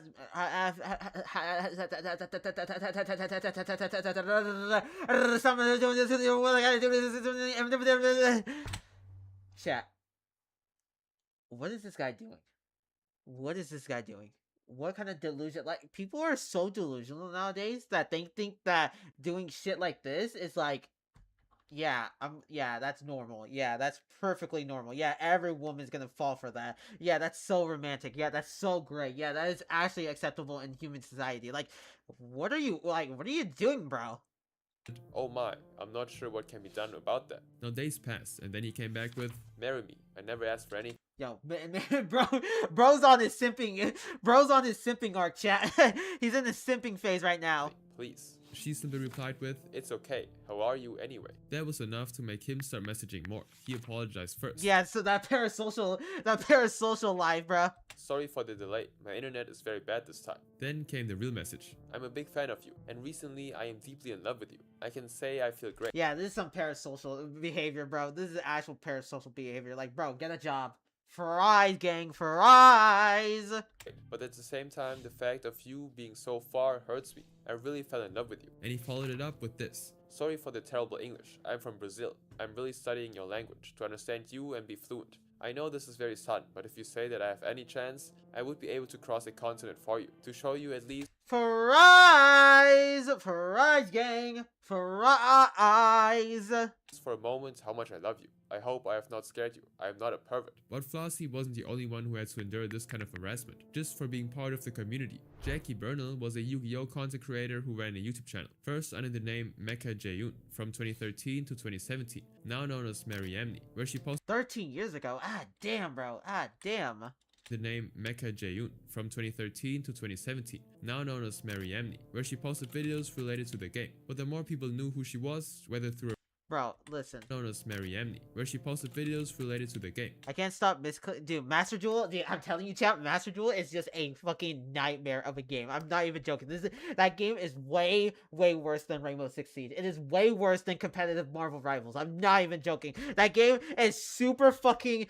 It's way, way worse. And I'm like, yo, I'm gonna actually kill myself if I go into a ranked Master Duel lobby. I'm not even joking. But the more people knew who she was, I mean, Chad, why else do you think I don't play this game? Why else do you think I don't play that game as much on stream anymore? Because shit, it's like new cards come out and they're more, and those cards become powerful after power, and then after card, it gets more powerful. Gets overpowered every single time a new set drops, and I'm like, yo, I just want to rock my hero deck, but motherfucker, how am I gonna go up against a Sky Striker deck and these fucking Kashida cards, whatever the fuck they're called, against my hero deck? Like, what the fuck? And like, my current hero deck is pretty good, but against Sky Strikers, no. I'm gonna like go fuck myself. Yeah, blow my head off. whether through metaphorically. her videos or at real-life events, the more unwanted messages she received. One read like someone shouting through the screen. I'm rocking my usual hero deck. Oh, Red Eyes deck? Kill yourself. Hi, I married you in my dream once. It was the bestest dream ever. One day you're gonna marry me in real life, and we're gonna have a bunch of Yeah, bro, this is like some parasocial shit. This is on some actual parasocial shit. Like, are you kidding me? dueling babies. Another message started off sounding like a fan, Hey Mecha Jaeun, wow, I see your videos on YouTube. They're great. but within a few lines it suddenly changed. And you know what I love? You. I want to be your t-shirt when it's wet. I want to be the shower when you sweat. But more than anything, I swear, I want to be your underwear. Then it turned into Yeah, bro, yeah, alright, fries, gang, fries. something longer. What I want more than anything is to hold you in my arms and tell you just how much I love you and how much I want you in my life. Before ending with, I love you, Mecha Jaeun, marry me please. Gang, fries. She don't want you, bro. You are not going to fuck. You are not going to even have. You're not even gonna hold hands with her. What are you talking about, gang? Keep dreaming about that in your little fantasy world, but that ain't never gonna happen, bro. You are not going to fuck her. You are not going to date her. You're not even gonna hold hands with her. You're not even gonna. She's not even gonna say your name when she talks to you. Like, what are you talking about? What are you talking about? What are you talking about? I want to be the shower when you sweat. Like, hey, yo, like, what kind of, like, bro? Like, is she talking to a fucking random guy or Diddy? Like, hello? some messages didn't even try to hide their intentions and just skipped straight to their demands. So I've seen some of your videos online, and I know this is kind of forward and you probably wouldn't do something like this, but you should totally send me a pic of your glorious... Yeah, alright, gang. Yeah, now he went from being a simp to a gooner. Cool. Yeah, alright. Yeah, this guy's never had a human this guy has never had a human interaction with a woman before in his life. And then 3 months later, the same person came back with just, show me them. What made it worse was that it didn't end online. One comment on one of the YouTube videos referenced seeing her at a Yu-Gi-Oh! Championship Series event and described in graphic detail what they wanted to do to her. You're so hot. I saw you at YCS Tacoma, and I had to go to the bathroom and clean my... I wanted you to choke on my... A fucking... Yo, bro's a actual gooner. Went from being a simp to being a gooner. Went from a white knight simp to being like a degenerate, disgusting gooner. He went from, oh, my lady, oh, test for with wrist to like, oh yeah, baby. Yeah, I like it when you drink that water like that. Oh yeah. Like, are we for real, dude? Those were only a few of the women men. And look, this was from 11 years ago too. to go to the bathroom and clean my... I wanted you to choke on my... Those were only a few of the women mentioned in the House of Champs video, and the issue did not end there. On July 1st, 2018, about 2 years after the video was released, the issue reached a wider audience when YG Organization posted an article about it. Instead of focusing on a single story, the article pulled together multiple accounts that showed how varied and serious these experiences could be. In one case, an unnamed player was suspended after making extreme threats toward a female, and in one Yo, gang, fries. Ain't that, it's a Yu-Gi-Oh game, bro. You're not competing in the Olympics, gang. It ain't that serious. that interview, a new player explained how what's and also from the previous guy, save that shit for Disney, gang. Save that shit for Disney.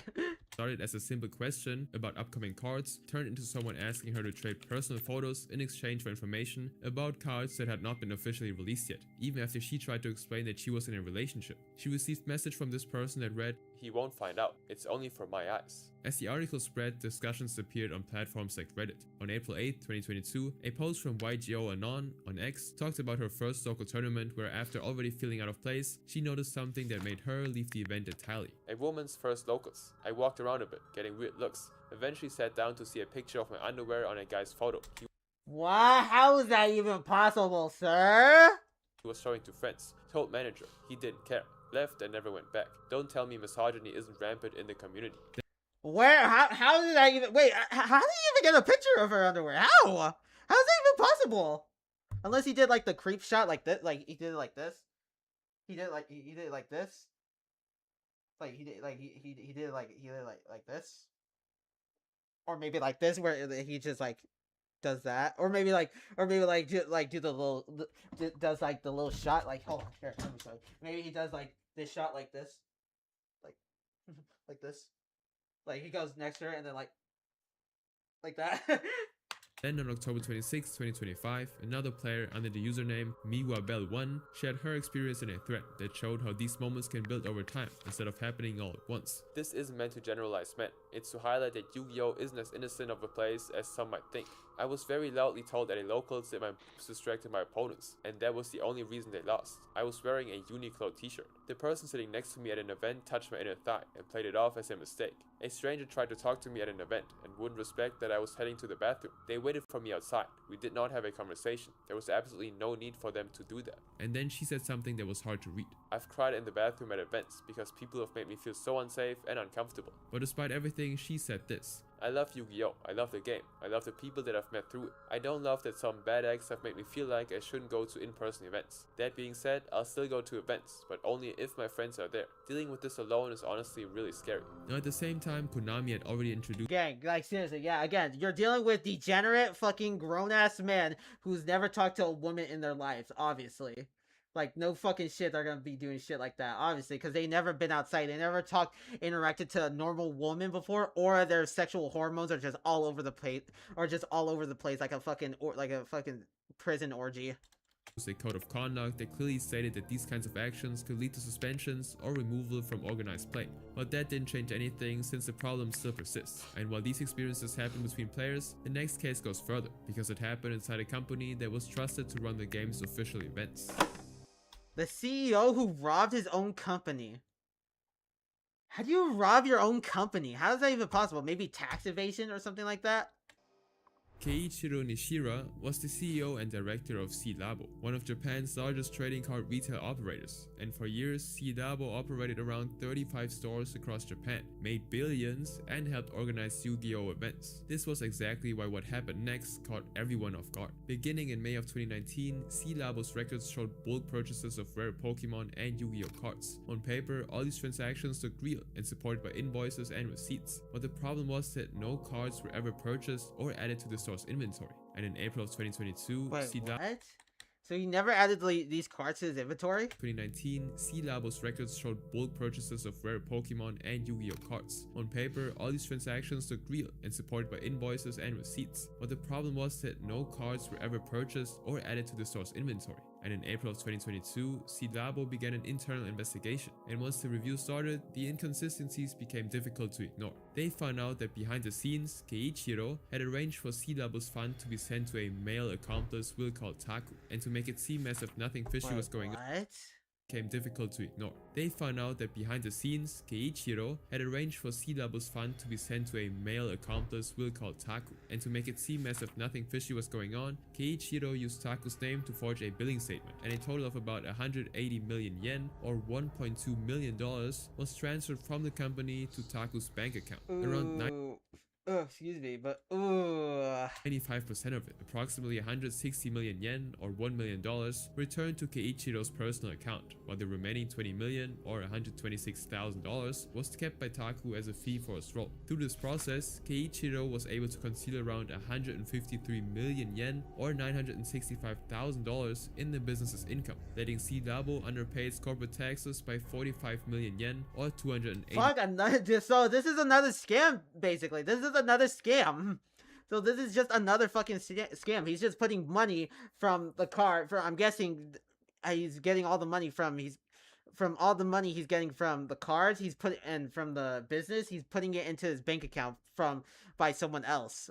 Bro, it's mostly scam. From this video, it's mostly scams. I feel it's mostly scams and a little bit of misogyny in it too. So. $4,000. Now investigators found that at least 100 million yen or $630,000 had been spent on personal expenses, including luxury hotels, expensive wine, overseas travel with women, high-end vehicles. Wait, but I didn't understand that other part. Like, how did he get the money? How did he get the money into his bank account though? That's the one thing I don't understand. How did he get the money into his bank account? Caught everyone off guard. For years, C-Labo operated around 35 stores across Japan, made billions, and helped organize Yu-Gi-Oh! Events. This was exactly why what happened next caught everyone off guard. Beginning in May of 2019, C-Labo's records showed bulk purchases of rare Pokemon and Yu-Gi-Oh! Cards. On paper, all these transactions looked real and supported by invoices and receipts, but the problem was that no cards were ever purchased or added to the store's inventory. And in April of 2022, C-Labo began an internal investigation, and once the review started, the inconsistencies became— Okay, yeah, so it's just a scam. So they were just scamming. Another scam, bro. Another fucking scam. $84,000. Now investigators found that at least 100 million yen or $630,000 had been spent on personal expenses, including luxury hotels, expensive wine, overseas travel with women, high-end vehicles, rent, and entertainment. And with this discovery, Keiichiro was of course dismissed from his position and all ties with the company were cut. Now by December of 2022, 8 months after the scheme was found out, the Tokyo Regional Taxation Bureau filed criminal charges against Keiichiro and Labo for violations of the Corporation Tax Act, Japan's law governing how businesses report and pay taxes. Now nearly a year later, on November 15, 2023, officers from the Tokyo Metropolitan Police Department arrested Keiichiro at his residence in Koto Ward, Tokyo. This time though, the focus extended beyond tax violations. He was arrested on suspicion of stealing funds from the very business he was supposed to be running, and what began as a series of falsified records had now become a full criminal case. Yeah, so he's just been stealing. Okay, so he's just been kind of scamming, but also stealing money from the company and putting it in his bank account. And the same day, Labo... Bro's living that fucking good life. Bro's living that fucking that rapper life, bro. Bro thought he was Jay-Z. He thought he was built like a rock star. Posted an apology online. We sincerely apologize for the great concern and inconvenience this has caused to our customers, business partners, and everyone involved. Our company will continue to fully cooperate. I am not the burger. Who the fuck are you calling the burger gang? Fries. With the investigation by the Metropolitan Police Department and the Tokyo District Public Prosecutor's Office. We will continue to further strengthen our internal management system, prevent recurrence, and strive to restore trust. And yet, even with Keiichiro's arrest, the story did not end clearly, because there had been no widely reported sentence. Now Keiichiro hid everything behind paperwork and accounting records, but the next case took that idea even further, and what police found was something that had no business being anywhere near a Yu-Gi-Oh card. The investigation only deepened their suspicions. The detectives were now 100% certain this street was definitely the source of their little drug problem. Hidden in plain sight. What the fuck, bro? There's drug dealers in Yu-Gi-Oh. What the fuck? What kind of community am I in? In early August 2022, detectives from the Fairfield City Police, based in Western Sydney, received information about a group that might be selling large amounts of illegal drugs in But what does this have to do with Yu-Gi-Oh?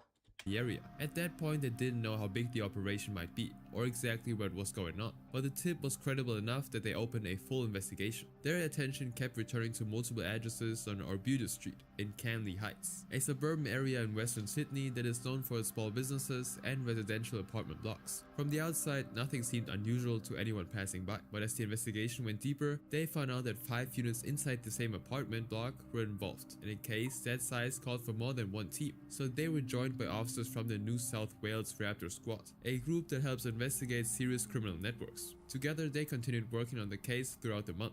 On Tuesday of August 23, 2022, the police then made their move. Officers carried out 5 search warrants at the same time, uncovering approximately $2 million in cash spread across the apartments. Okay, first of all, that's a lot of money. Second of all, I mean, I just don't see what this has to do with Yu-Gi-Oh. But it didn't stop there. As they continued searching the units, they found 4.85 pounds of cocaine and 2.2 pounds of methamphetamine. In addition, bro's moving like fucking El Chapo. What the fuck? Bro's moving like fucking Scarface. 4.85 pounds of cocaine and 2.2 pounds of methamphetamine, in addition to other illegal and prescription-only drugs that police did not name, estimated at $800,000. Now there was... But still, what does this have to do with Yu-Gi-Oh? More than just drugs and cash. Officers also seized a prohibited weapon and several stolen IDs. But buried among everything, investigators found something that made them question the whole operation. Inside the units were trading cards, with most of them being Yu-Gi-Oh cards and others being Pokemon cards. The whole collection was also estimated to be worth around $50,000. Damn!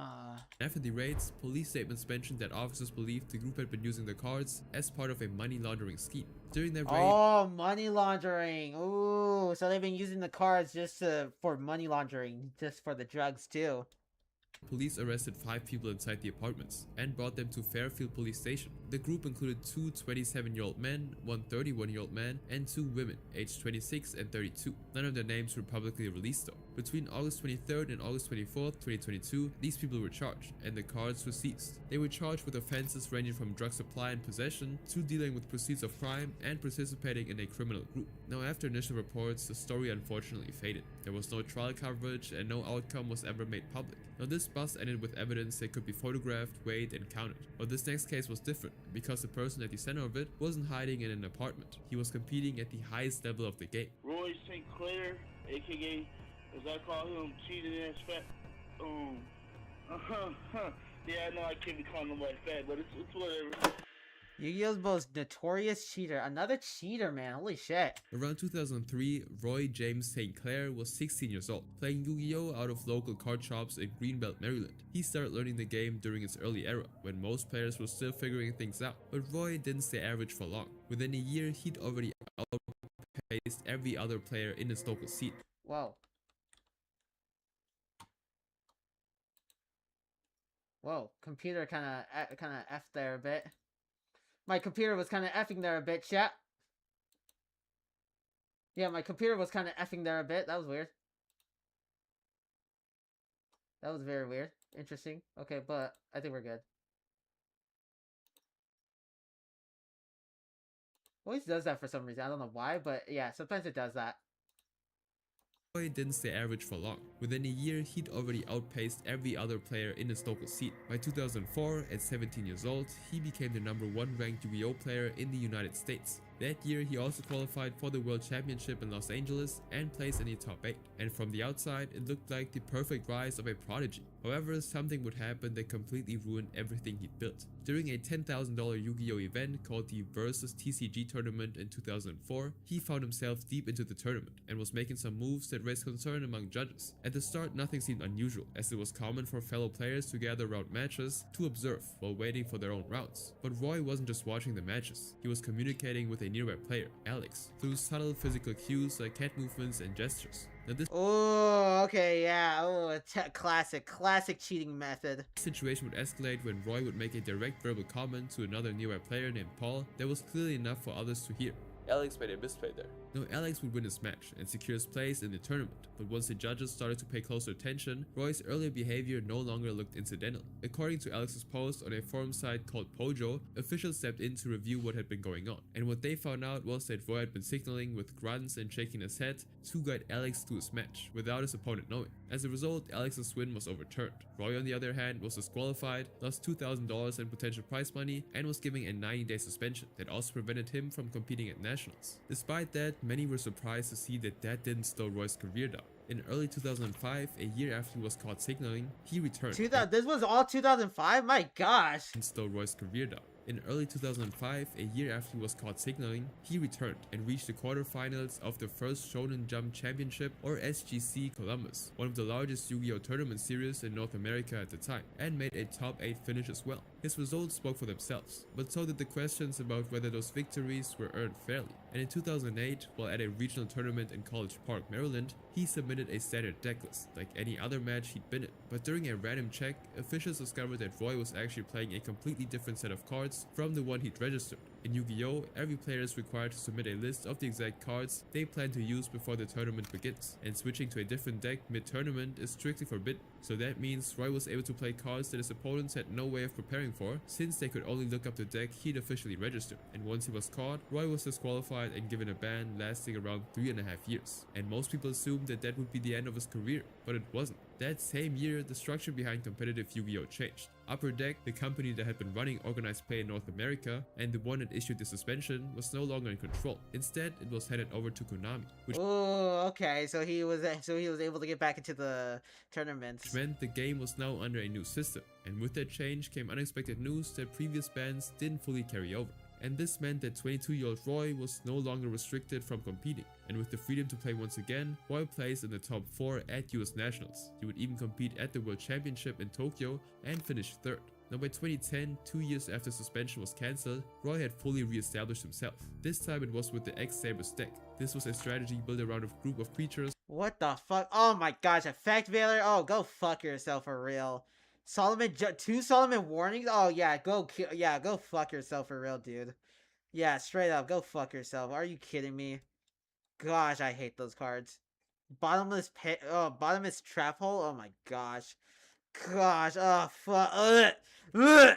called monsters in Yu-Gi-Oh! That work together as a team with each one supporting the others to quickly overwhelm opponents and remove cards they had in hand. And with this, Roy earned multiple high finishes. A 3rd place finish at SJC Nashville, 2nd place at the Yu-Gi-Oh! Championship Series or YCS in Toronto, and a top 8 finish at the YCS Philadelphia. Across these events, he remained near the top. However, players would already label him as one of the top cheaters within the community. Now in February 2011, when Roy was 24 now, the tension from his previous cheating incidents surfaced again. At YCS Dallas in Texas. Here he finished strong in the top 32 with his X-Sabers deck. But during a routine check deck, the staff noticed something. Dude, chat, by the way, nobody uses X-Sabers in Yu-Gi-Oh! Anymore. Nobody. I'm telling you, nobody uses X-Sabers anymore. Small. There were 3 fossil dino cards that had slightly bent corners. In tournaments, cards must not have any visible marks or damage that can tell them apart from the rest, since that would give the player an unfair advantage. Now the judges initially cleared the cards, saying they were fine. So the tournament continued and Roy's placement stood. It wasn't until after his match that he received the news that he was banned for another 2 years. Konami staff determined that the bent corners were not accidental and that it was done to make them easy for Roy to identify, allowing him to know exactly when they were coming up next. Now knowing his history, everyone expected an apology or maybe an attempt to distance himself. Instead, he responded with anger though. But I'm just really sick and tired of like Konami trying to be straight up just like take great players out of this game. However, this stance did Bro can't take accountability like every YouTuber and streamer does. Changed the ruling, and after finally serving whenever they get exposed a suspension, Roy returned in 2013 at 26 years old. His first game back was at YCS Austin in February 2013, where he reached the top 16 using a Karakuri deck. Karakuri monsters were machines that automatically shifted position whenever an opponent attacked them, and that shift was what would set off a chain of effects that kept building on each other. On top of that, he paired them with a card called fuck this chat, fuck this card, no, fuck this card, anybody who's played Master Duel, there's some people they always have a banish deck, okay? They always play this card, and they always play the the Visor, what is it called? The card that looks like the Dark Void ripping open in the sky. What's it called? Like Fissure? No, not Fissure. That's the hand thing. What was it? It was like anytime it was a spell card, a continuous spell card, and anytime your anytime a monster or any card leaves the field, it gets banished instead. So this is like that card, and this one is like really good for banished decks. And dude, these are actual fucking shit cards. I'm not even joking. They are so annoying. Macrocosmos, which removed every card from the game permanently instead of sending them to the discard pile. This meant that his opponents couldn't get back anything that they'd lost, cutting off the strategies that most players relied on to come back into a game. He would also place in the top 32 at YCS Columbus 2 years later in 2015. And just when it seemed like the full picture of who Roy was might finally come into focus, something happened that made it impossible. On May 16, 2017, 14 years after his humble beginnings in small local card shops, he actually died at the age of 30 due to breathing Wait, what? He died? What the fuck? MV_212 is joined the Brotherhood. Hey, thank you for the follow, man. Welcome to the Brotherhood. Your customized assassin's outfit and hidden blades will be in the mail in 3 to 5 business days, so look out for that. But yeah, thank you for the follow. But he's dead. Oh shit. Well, I mean, it's not funny, but like, it's surprising. Something happened that made it impossible. On May 16, 2017, might finally come into focus, something happened that made it impossible. On May 16, 2017, 14 years after his humble beginnings in small local card shops, he actually died at the age of 30 due to breathing problems. Breathing problems. That made it impossible. On May 16, 2017, 14 years after his humble beginnings in small local card shops, he actually died at the age of 30 due to breathing problems, bringing an abrupt end to a career that had never followed a straight path. Now the response to his death spread across forums like Pojo and Reddit, where long threads began to fill with players sharing memories that stretched back years, and moments where Roy's understanding of the game was unmatched. Those reflections could not be separated from the other side of the story though. So so this was 2017 when he died, so he would have been, he died at 30. If he was still alive, he would have been like 40 by now, in his like mid 40s. His understanding of the game was unmatched. Those reflections could not be separated from the other side of the story though, as his cheating incidents were also mentioned in the forums, with comments like, "There's literally a cheat in Yu-Gi-Oh! Named after him. He was one of, if not the biggest cheaters in Yu-Gi-Oh! History." It's not true at all. Roy St. Clair had been banned from competitive Yu-Gi-Oh!, Magic, and Pokemon, and is well documented as one of the biggest cheaters of all time. Roy always cheated in every game he played. I have no respect for that dude. While Roy's story was one that the community had years to argue about and eventually mourn, this next case gave no one that kind of time, because somewhere in Tokyo, someone had just walked into a card shop and was about to do the unthinkable. He said he was debating whether to purchase. Oh yeah, let me guess. He just stole some cards. The card because it was so expensive, and stayed in the store for about 50 minutes before he darted out of the store. The card gone in seconds. Yep. Don't worry, chat. We're almost done with this video. On March 13, 2024, at around 4:50 in the afternoon, inside the Fuku Collection card specialty shop in Akihabara, Tokyo, 22-year-old Sora Takashina stepped inside. He had no stable place to stay and no job, and was doing whatever he could to just get by. In the store, he looked like any other customer though, who was focused on the display cases. But he wasn't there to browse. He had something else in mind. One thing in the shop was worth Yeah, he was gonna steal the cards. Yeah, I know this whole story. more than anything else for sale. This item was a Blue Eyes White Dragon card that was displayed behind glass, positioned carefully under lighting, and valued at approximately 4.98 million yen, or $33,500. This was the card serious collectors traveled to see, and that made it a centerpiece of the shop's reputation. Now Sora walked to the counter and asked to see it up close. In a shop like this, it was standard for buyers to inspect before committing at this price point, so the clerk followed the procedure. He unlocked the case, removed the card, and held it out within Sora's reach. Now Sora looked at the card inches from his hand and made it move. Within seconds, the clerk felt the weight of the card in his hand go away, and only saw Sora, who bolted through the store and onto the street. Outside, about 330 feet away from the shop, there was a car waiting. Inside was 22-year-old Kanta Samni, who was already behind the wheel. For a moment, the clerk just stood there, staring at where the card had been, and once the shock cleared, he reported the incident, and officers from the Tokyo Manseibashi police station started their investigation. Sora and Kanta then moved to another location within a few hours, as they knew that the police would already be looking for them. And later, roughly 3 hours after the theft at around 8 PM, they arrived at a card resale shop in Keibukuro, where they would sell the same Blue Eyes White Dragon card for 1 million yen, or about $6,400. Damn. A fraction of what it was actually worth. Yeah. But what they weren't aware of at the time was that this action would create a clear trail for investigators. So for the next few days, police used security footage from the store and the sale in Kibukuro to find and locate both of them. And on March Dumbasses. 22nd, 2024, 9 days after the theft, Sora and Kanta were arrested on suspicion of theft. During the interrogation, Sora admitted, "I did it to have the money for living and entertainment expenses." while Kanta said, "I didn't think that Takashina had stolen anything." As for the card, it was eventually recovered after the police contacted the shop in Keibukuro. This next case had nothing to do with the store. Instead, it ended in a driveway in the dark, with someone who never saw it coming. This level of crime is absolutely rare. It's the first time that I've ever heard of it happening in this area. 4 men, 4 benders. Oh shit, 4 binders. Someone robbed the place. On the evening of June 9, 2016, 24-year-old David Bologna attended a Yu-Gi-Oh! Tournament at a local card and gaming shop called Fantasy Games in Roseland, Indiana. He'd spent the last 2 years building his collection across 4 binders that had nearly $10,000 worth of Damn, they're ghost rares. By the way, chat, ghost rare cards in Yu-Gi-Oh! They are extremely fucking expensive. They are extremely rare. Like, they are the rarest cards. It was something he'd put everything into, and that night he had no reason to think twice about bringing it along. Around him were other players, some familiar, some less so, but all part of the same local scene that he'd been in for years. When the tournament ended, David picked up his things and left the store. By around 11 PM, he'd made it back to his home in Mishawaka, Indiana. He pulled into his driveway and sat in his car a moment before heading inside. But then, out of nowhere, he heard several footsteps outside of the car. Oh yeah, he got robbed. He'd later recount, "I heard many footsteps run up to my vehicle and turned and looked, and 2 people with shirts over their faces with bricks in their hands just started wailing on me on the driver's side." 4 men had surrounded the car, and the first strike came while he was still in his seat, trapped with nowhere to go and no time to react. Again and again, bricks came down on him as he tried to shield himself. He could feel the swelling spread across his face, and while he was pinned down and unable to fight back, they reached in and grabbed all 4 binders. In the middle of it, he caught a glimpse of their faces and recognized them. "They know me from the tournaments for about a year, I would say. They know what I have, and they know what kind of collector I am." David was left injured in his own driveway, dealing with both physical pain and the shock of what just happened. His 4 binders were gone, and so were the 2 years he spent filling them. Now shortly after, he reported the incident to the Mishawaka Police Department. and provided as many details as he could. And the investigation led police back to Fantasy Games, where owner Mark Krakow provided surveillance footage from that evening. And on June 13, 2016, just 4 days after the attack, ABC 57, a local news channel, covered the case.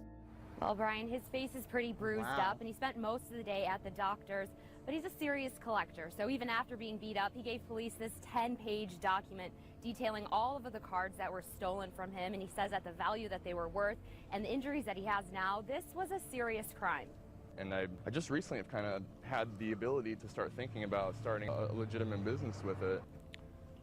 But now I really have to rethink everything. The local community also responded in its own way. Staff at a card shop in Elkhart, Indiana, organized a GoFundMe campaign to help David recover from the loss of his collection and help with his medical bills. But the investigation stalled for reasons unknown, and 9 years later, the case remained unresolved. The cards never came back, and neither did the people who took them. However, for this next case, the players...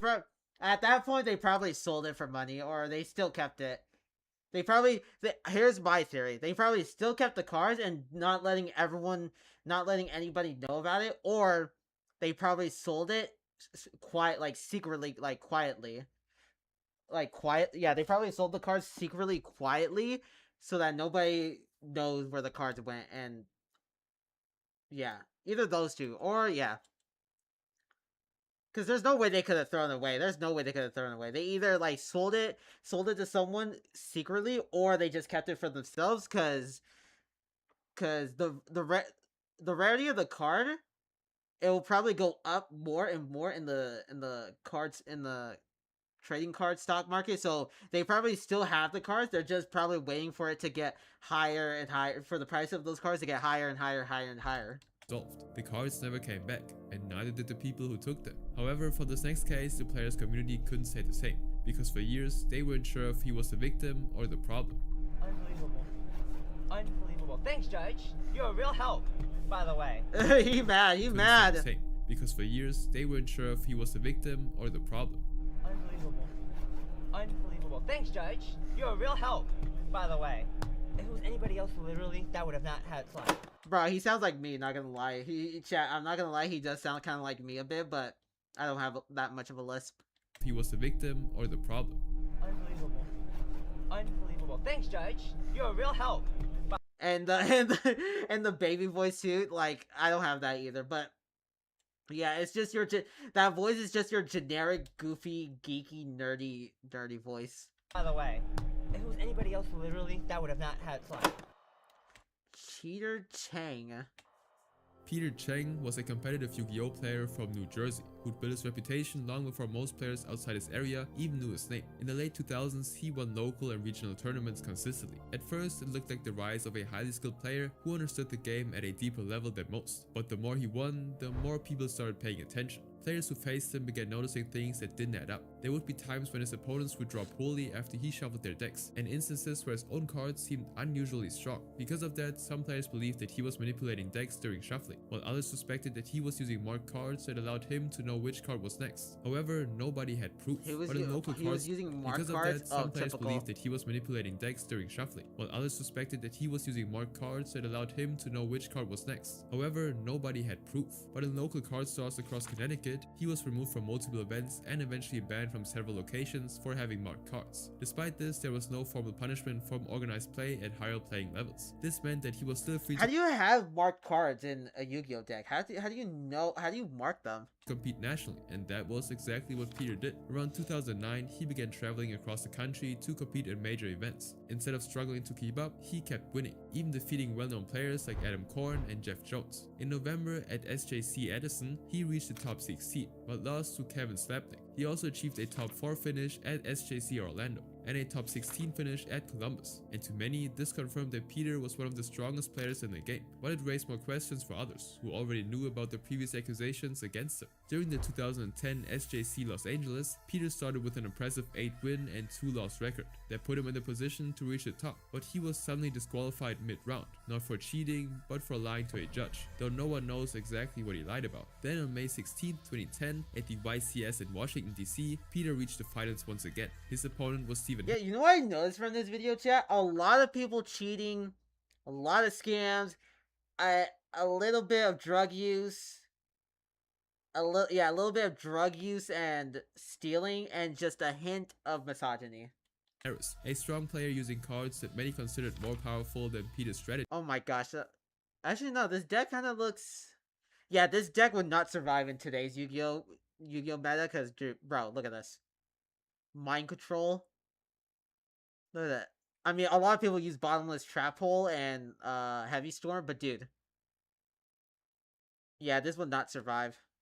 And because of the concerns surrounding him, the match was watched very closely by 7 judges from multiple angles. Everything he did was under close watch, and despite all of that, he won. The victory shocked many in the community. This was because his deck wasn't considered the strongest in the game, and relied on specific combinations that were hard to pull off consistently. Yet, he still managed to defeat top players and secured the championship. It looked like every accusation had been wrong, and that Peter was just that good. Now 2 months later, during check-in for the national championship in July of 2010, a judge approached him to talk, and after a long conversation, Peter was banned from organized play for 5 years, effective immediately. This decision was based on his history of disqualifications and incidents that happened over the years. But then in 2015, his ban was lifted and Peter was back. His arrival wouldn't be as easy though, as there were new decks, new strategies, and new players that had already taken over the scene. And with that, he began competing using a Stellar Knight deck, a strategy where one card called Stellar Knight Deneb would allow him to search through his deck and pull out any other Stellar Knight he wanted. This was the same mechanic he'd been accused of abusing before, and that raised concerns. But despite that, he placed in the top 32 at the national championship. You know, chat, I want to try to go into, I want to try to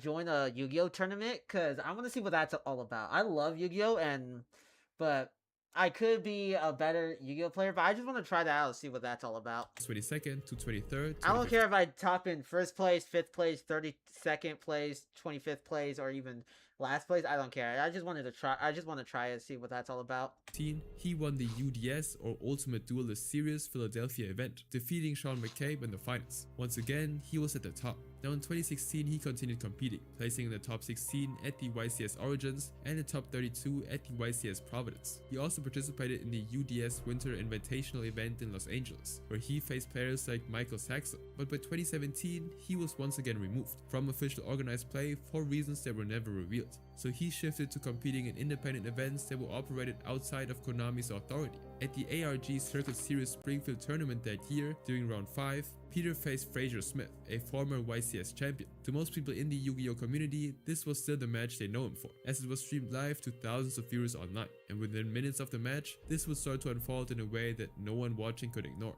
To understand what happened, there's one basic rule to know. In Yu-Gi-Oh, some cards get permanently removed from the game when used, while others go to a discard pile that players can pull from later. These were 2 different outcomes, and mixing them up can completely change the game in your favor. At the start of game 1, Peter won the dice roll and chose to go first, which was widely considered an advantage. He began activating a card called Left Arm Offering that required him to permanently remove his entire hand from the game in exchange for searching his deck for a powerful card. Now instead of doing that, he sent his hand to the discard pile, which meant that those cards could potentially be used later again.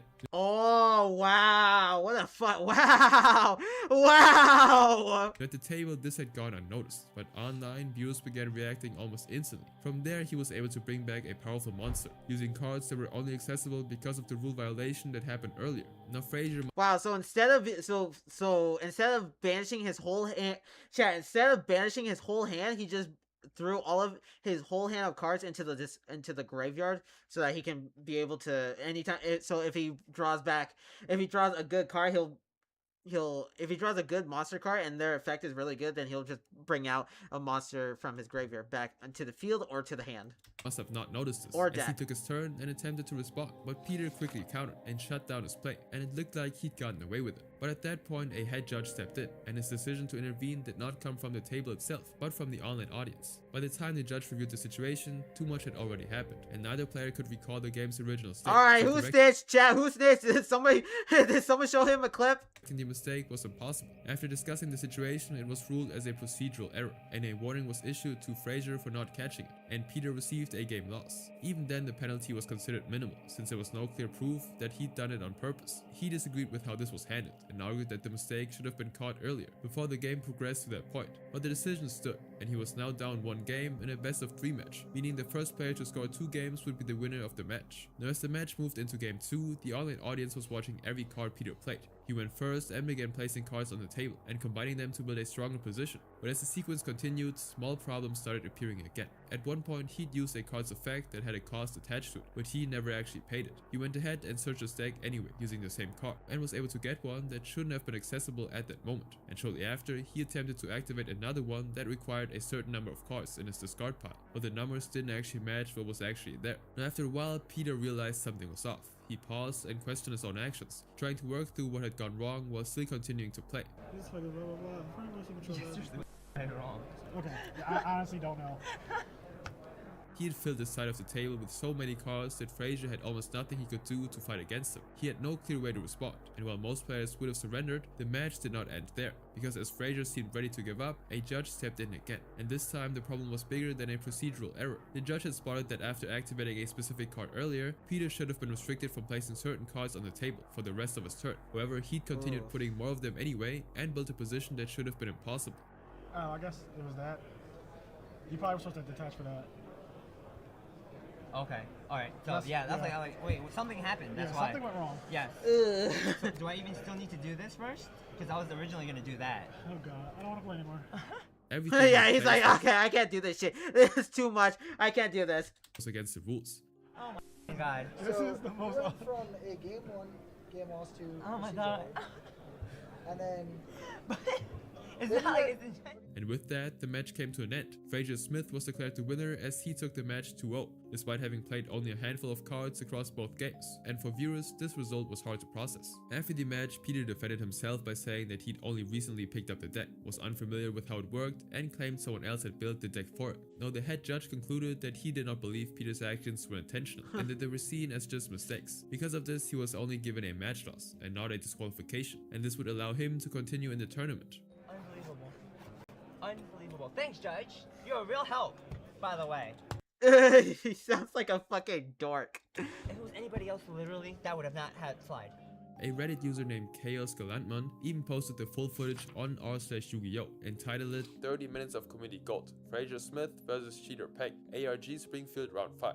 And so whatever reputation Peter had left was gone. Everyone expected Peter to take a step back after everything that had happened. But 1 week later, after his official suspension from Konami had been lifted, he showed up at YCS Seattle. And in that event, he was disqualified yet again and received another ban that finally brought an end to his competitive career. He stepped away from high-level play completely and started running an online store on TCG Player under the name Lumina. Now over time, the competitive scene moved on with new players, but his name never stopped being controversial in Yu-Gi-Oh! Circles. Looking back at everything, the same question still lingers. 7 judges watched his 2010 Washington DC Championship match from every angle, and Peter won clearly by every account that day. But how many of his other wins across all those years were earned without cheating? Damn, that's crazy. What a crazy video. But it looked like it was mostly just scams, drugs, possession, and a little bit of misogyny. But hold on, chat. I'll be right back. I'm gonna go to the bathroom real quick. So, and you know, after that video, I feel like playing Master Duel. So I think I'm gonna play that once I come back. So I'll be right back. Give me a second. Let me play some music. Let me play some background music while you guys are waiting. All right, I'll be right back.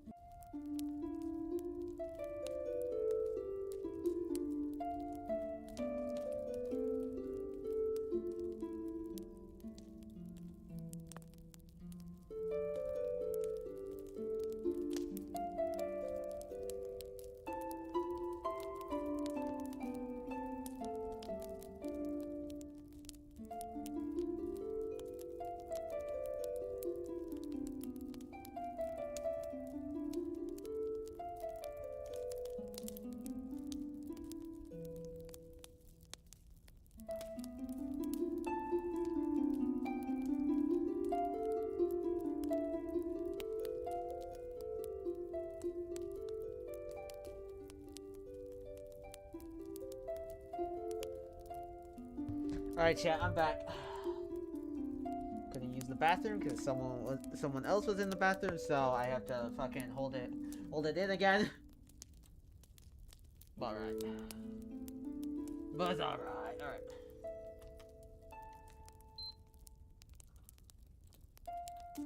Change the category.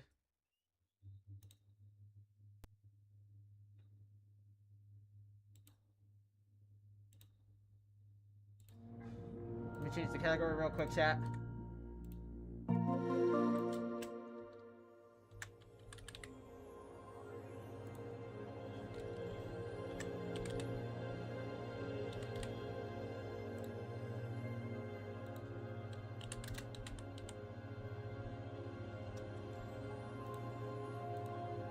You know what I realized, chat? I've been playing this game the day it came out. That's crazy.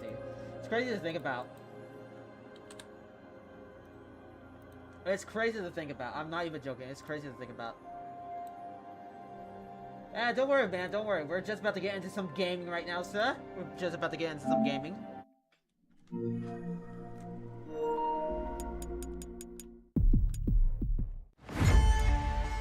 Alright, chat. Let's run it. Let's run it, brother. Let's run it. Can only pop back for a few minutes. Got a few things going on. Yeah, don't worry, man. Don't worry, man. Don't worry. Don't worry about it. Don't worry about it. Don't you worry about it, brother. Don't you worry. Don't worry about it, bro. Don't worry about it. Don't worry about it. Don't worry about it, bro. Don't worry about it. Don't worry about it, chat. Don't even worry about it, bro. Alright, needs a little update. I love the PS3 sound effects you have on your PS5. Yeah, actually, I had the PS2 sound effects, but I switched it to the PS3. It was a little bit better, to be honest. All right, yeah, I haven't played this game in God knows how long. Oh my god.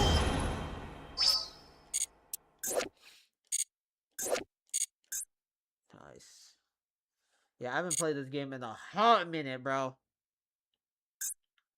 We could see what kind of cards they have on here, but hold on.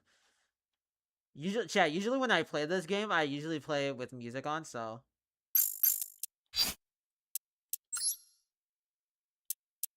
Let me just lower it a bit so you guys can hear me. There we go. Keep it like that. But yeah, I stopped playing this game because, dude, fucking, the current stage of Yu-Gi-Oh! Is like fucking bad. But let's just open up some digital packs. Specifically some Halloween ones. Because it looks like they dropped obviously some new supports for a zombie deck, as per usual, because, you know, fuck me, right? Fuck me, chat, you know? Yeah, fuck my hero deck.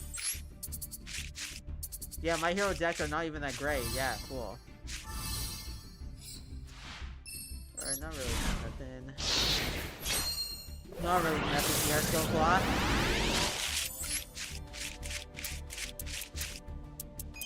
Deadly Zombie Breath. Never heard of this one. Yeah, this is like from the OG episodes of Yu-Gi-Oh!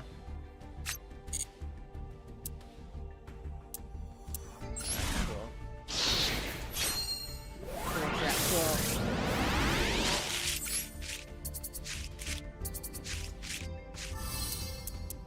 Ooh, a classic card. Great Mammoth of the Netherworld. Oh, this one's a new one. I remember the original one. Great Mammoth. Such an iconic classic.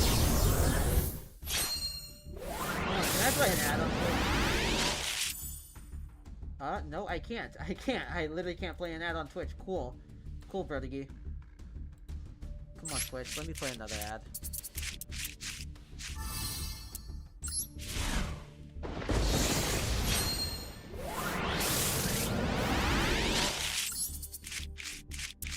Ooh, Sarah the Snake Hair. Ooh, dude, these eyes. I hate how these eyes die so fast. I really need to get new. When I get my first paycheck, this one, in a couple days, I'm gonna buy some new eyes. Hopefully. Sarah the Snake Hair. Ooh. This one's another classic, too. That was another classic card.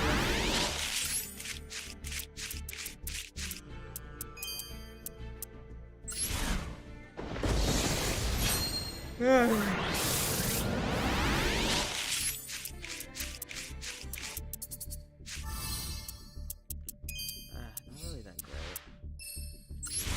really that great. Not really good packs, yeah. Not really good packs.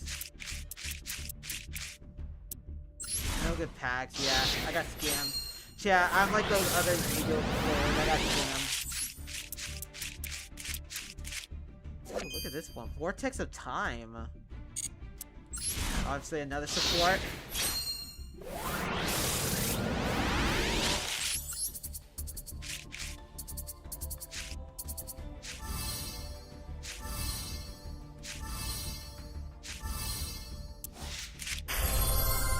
Okay, I guess I could deal with that. Yeah, I can get that.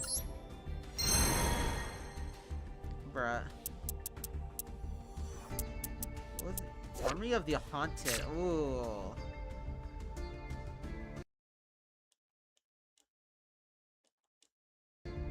Alright, cool. $3K,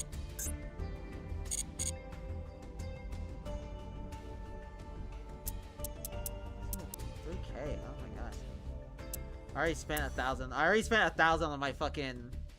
Yeah, I already spent 1,000 on that pack, so... So let me move my webcam, because it's like kind of in the way. Move it right here, and then... There we go. So that way you guys can see how much I have.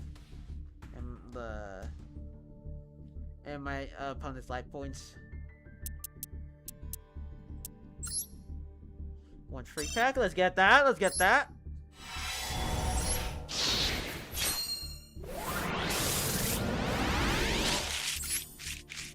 Blood's alright! Yeah, cool. Blood's alright. We have nothing.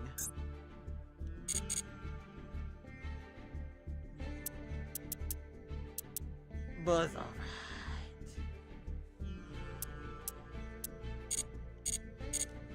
Blood's alright.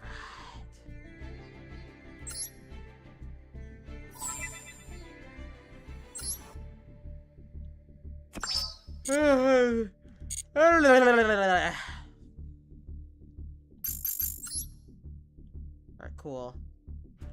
Yeah, new season obviously dropped, so...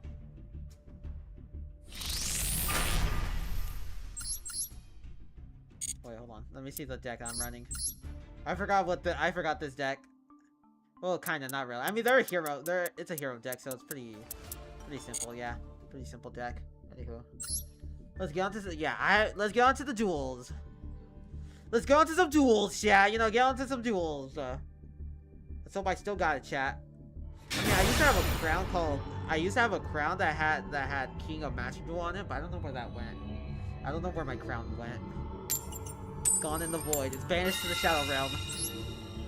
It's banished to the fucking Shadow Realm, chat.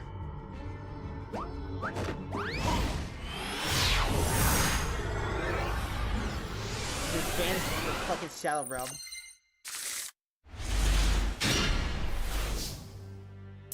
Alright. Oh, instant contact. Yeah, I remember these cards, but nothing really that great, man. Nothing really that great. Okay, so maybe if I use instant contact, maybe I can use miracle contact so I can bring out another higher level monster, maybe? Let me see.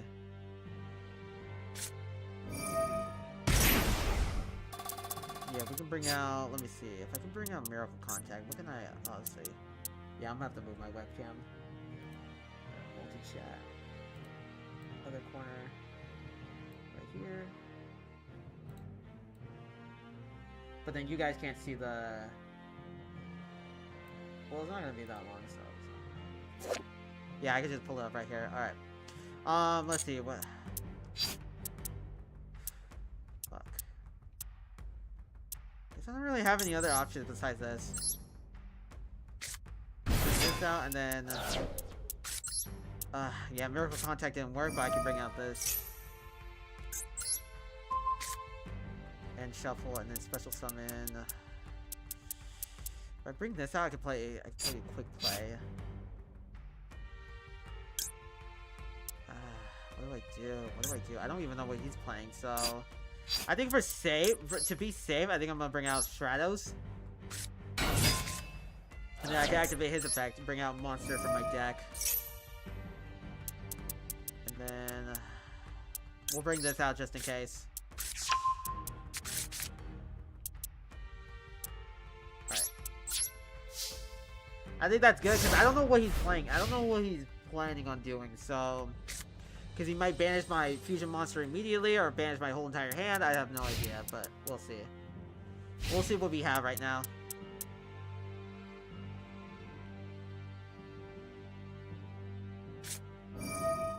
Okay, Ninjutsu art cards. Cool. The pendulum. Oh no, it's not pendulum. You can reveal. Cool. This card attacks the defense position monster, inflicting physical damage, and then okay, yeah, cool. The ninja cards. Great, great.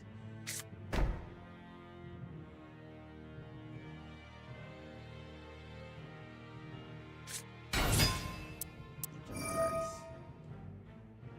If a ninja monster or ninjutsu art card control would be destroyed by battle, or an opponent's card effect, you can banish one ninja monster from your graveyard instead. I see. He's a link summoning. Yeah. Link summoning. What does that do? Never seen this type before. When this card points to a monster, this card cannot be targeted for an attack. Also, your opponent cannot target it with card effects. Okay, but he didn't say I could destroy it. So in the battle phase, so.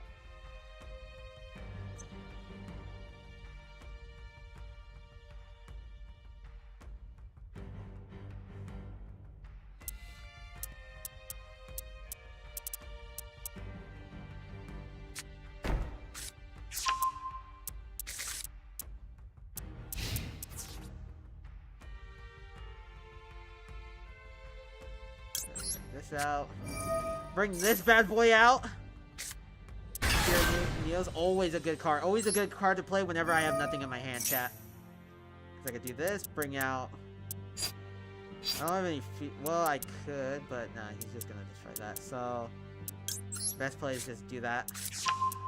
Engage Neo's space.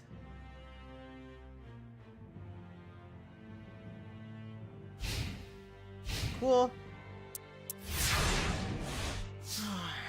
Was alright. Ooh, nice. Okay, we got a reinforcement. Okay, I don't know what he's playing. I don't know what those two cards are, but hopefully it's nothing to negate anything. Yep. Okay. Cool.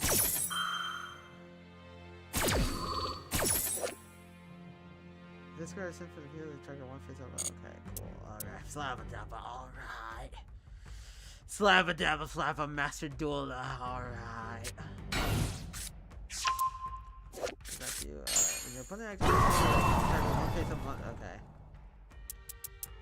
Bring to my hand.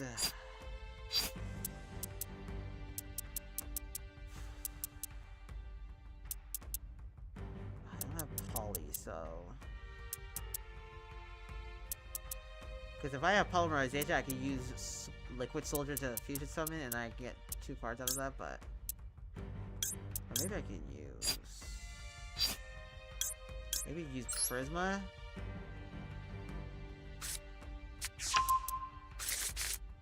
And then we're gonna do a little bit of this. Then activate this. It can become... a little distraction, so... It become Neo's. Do that. And then send that to the graveyard.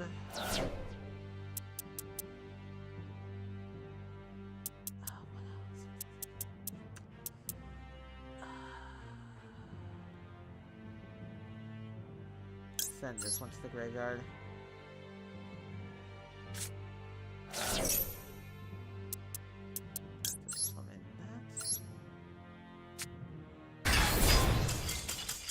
Okay, I won. See, I won, chat. I won. What can I say? I'm too good.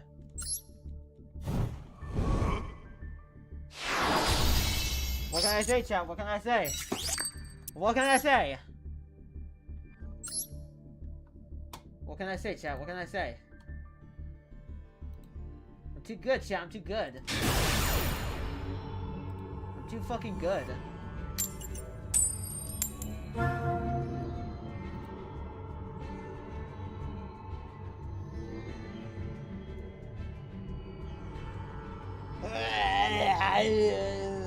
Oh, fuck, I love MILFs. Oh, I love MILFs so much. I love MILFs.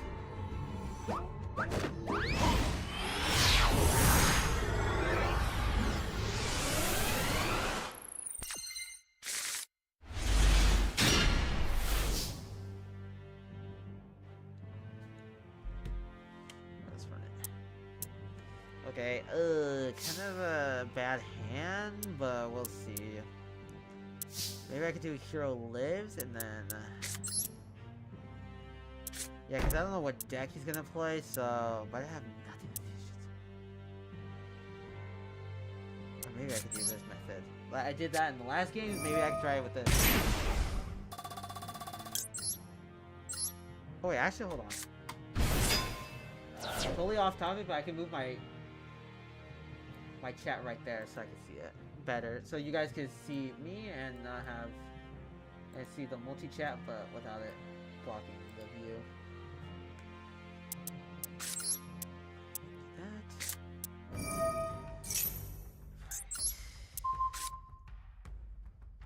Special summon. What do I special summon? If I could bring out... nah, fuck it. I think I'll do this method. And do that so I can bring out Dark Law.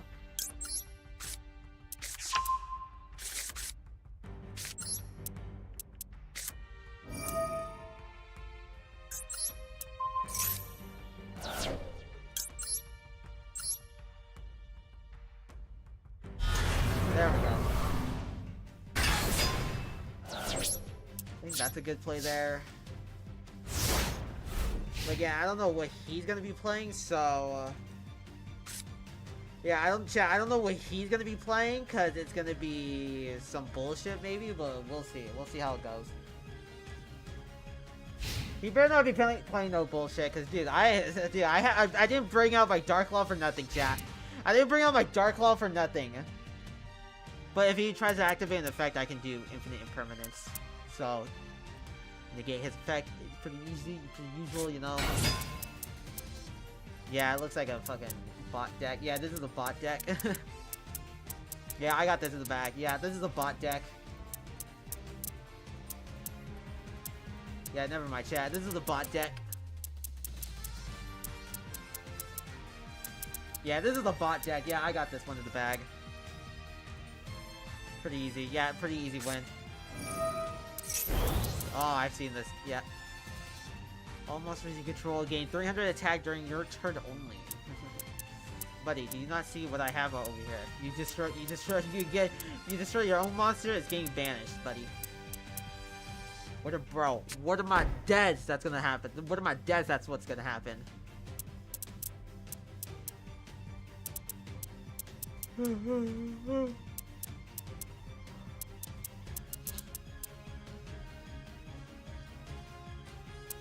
Yeah, I thought about bringing my Master Duel deck to real, like, I thought about bringing my Master Duel deck to like actual like card shops, like any like Yu-Gi-Oh games, because it's a really good deck. So I'm like, you know, I'm gonna try to do this IRL. I'm gonna try to use this deck IRL. So.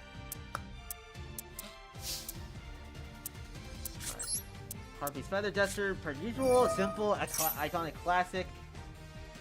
I don't know why they limited it to like one. Because the monster cards nowadays can negate that shit, so just saying. I'm just saying, chat, just saying.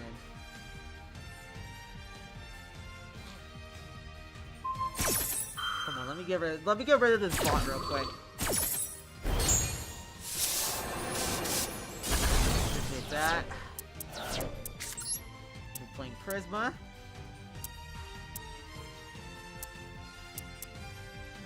My internet can load faster in this game. That's great, cool. If I had an Ethernet, well, I do have an Ethernet cable, but it's connected to my PC, so. We're gonna do. What's a good play? Well, because I don't have any fusion monsters, so I guess. do Grand Mall. Just for the hell of it.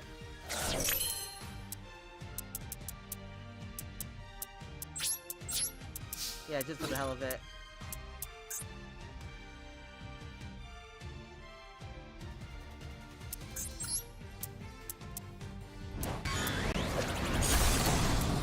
Yeah, just for the hell of it.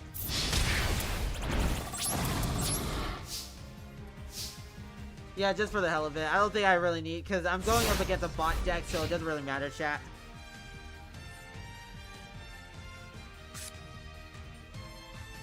It's a fucking, it's a bot deck, so.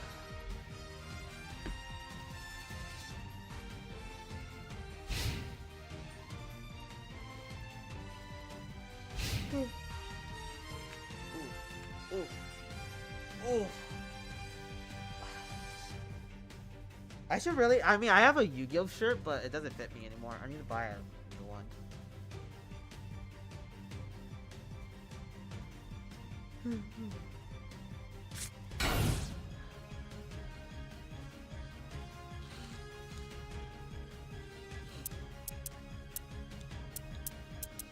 If Buddy could hurry up, that'd be great.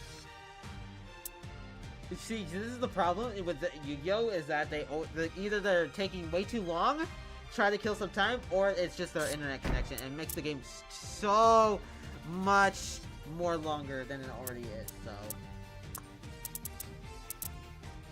So, Buddy, hurry up! Hurry up!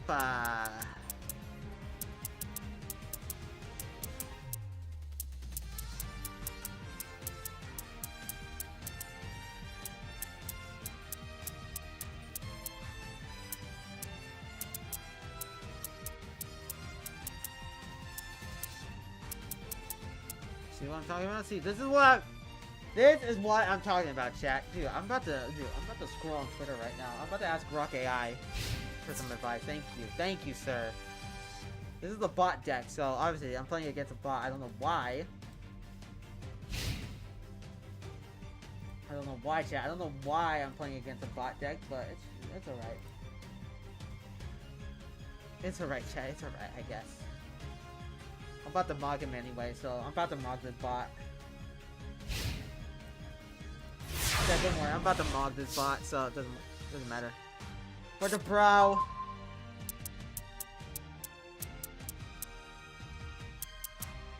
Where your bro? Alright,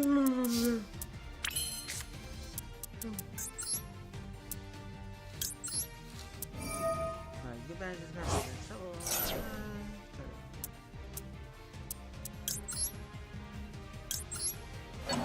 Those cards. Hey! Emergency call up, chat. Let's go. Add to my hand. Yeah, let's do Stratos.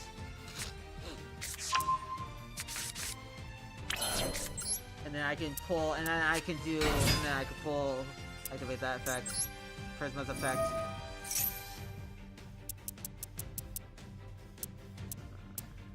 Do this.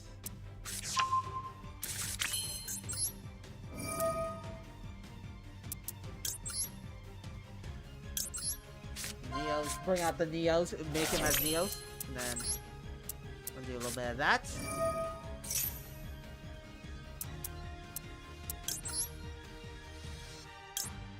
That, and then that. So I can activate Liquid Soldier's effect, so I can draw 2 cards. So I can draw 2 cards from my deck.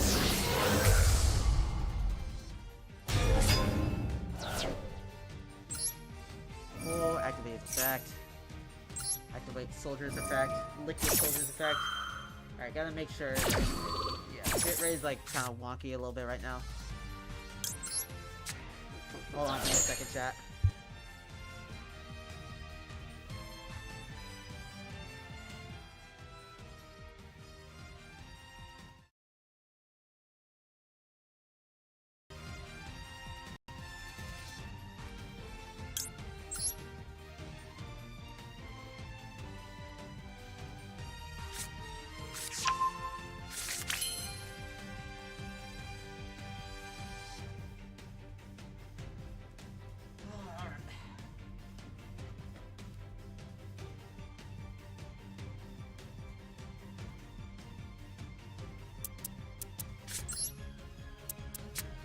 Motherfucks.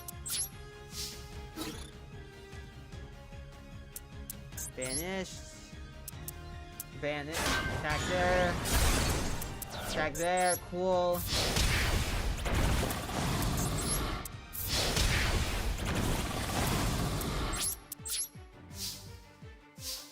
I'm gonna throw my phone at the door or at my computer. I don't know. Yeah, I usually don't play this game a lot because not only it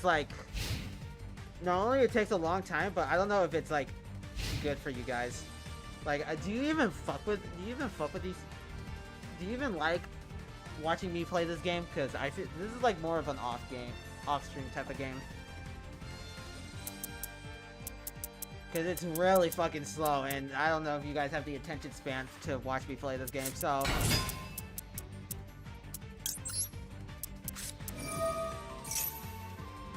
So it's like, you know, it's like something...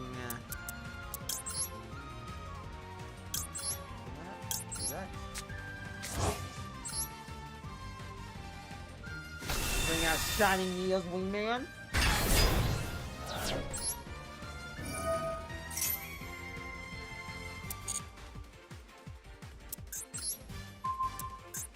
Oh, not that, not that.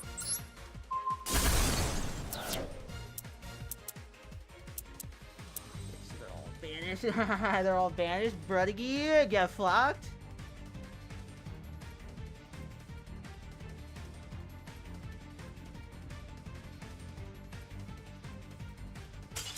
Yeah, you're trash. I bought fries! Fries! Chat, fries! Fries, gang, fries! Fries, gang, fries. Alright, I'm not gonna play more of it.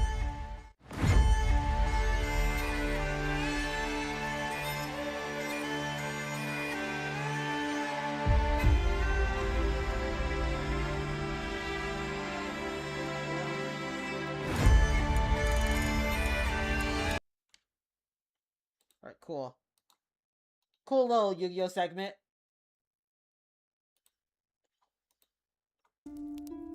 That was a cool little Yu-Gi-Oh segment, chat.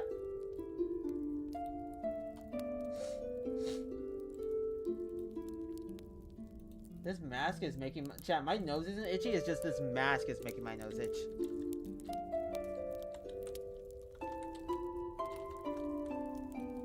Yeah, this mask is just making my nose itch.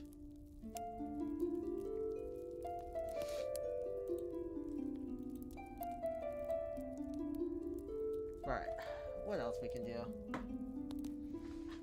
What else can we do? We already did some reactions, so...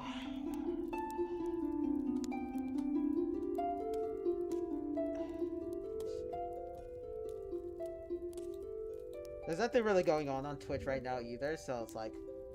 nothing to watch. We can scroll down through TikTok. Well, actually, no, I don't want to scroll through TikTok because, yeah, I saw so many spoilers of the new Spider-Man movie already that it's like, dude, I'm not trying to get more spoiled than it already is.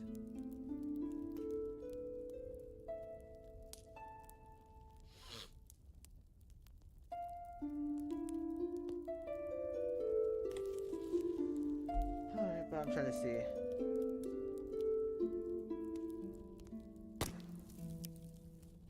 Actually, we can watch this. Since the late 1980s. Something about an abandoned casino. Something about an abandoned casino. A casino. Gosh, I can't speak today. I cannot speak today, chat. Alright. Yo, for Gore, what's good, man? What's good? Welcome to the stream. Welcome to the stream. Unspeakable stream. Yes, I know it's quiet. The quiet stage, man. The quiet stage, man. But hey, good timing because we're just about to react to an abandoned casino. Terrible's Hotel and Casino, Gene, Nevada. Which, by the way, I've been to Las Vegas before, and there's like a lot of casinos. A lot of casinos there. But I've never. But when I was heading to Vegas, I never seen this casino before when it was still around. So Since the late 1980s, the former Gold Strike, turned Terrible's Hotel and Casino, has stood along the busy I-15 as a prelude for travelers going to Vegas. This hotel kicked off a series of cheap, fun, highway stop resorts catering to those on their way to the gambling capital of America. Fucking Burger King, chat. Burger King. Who here eats Burger King? Let's start with me, not me, okay? Pass it down.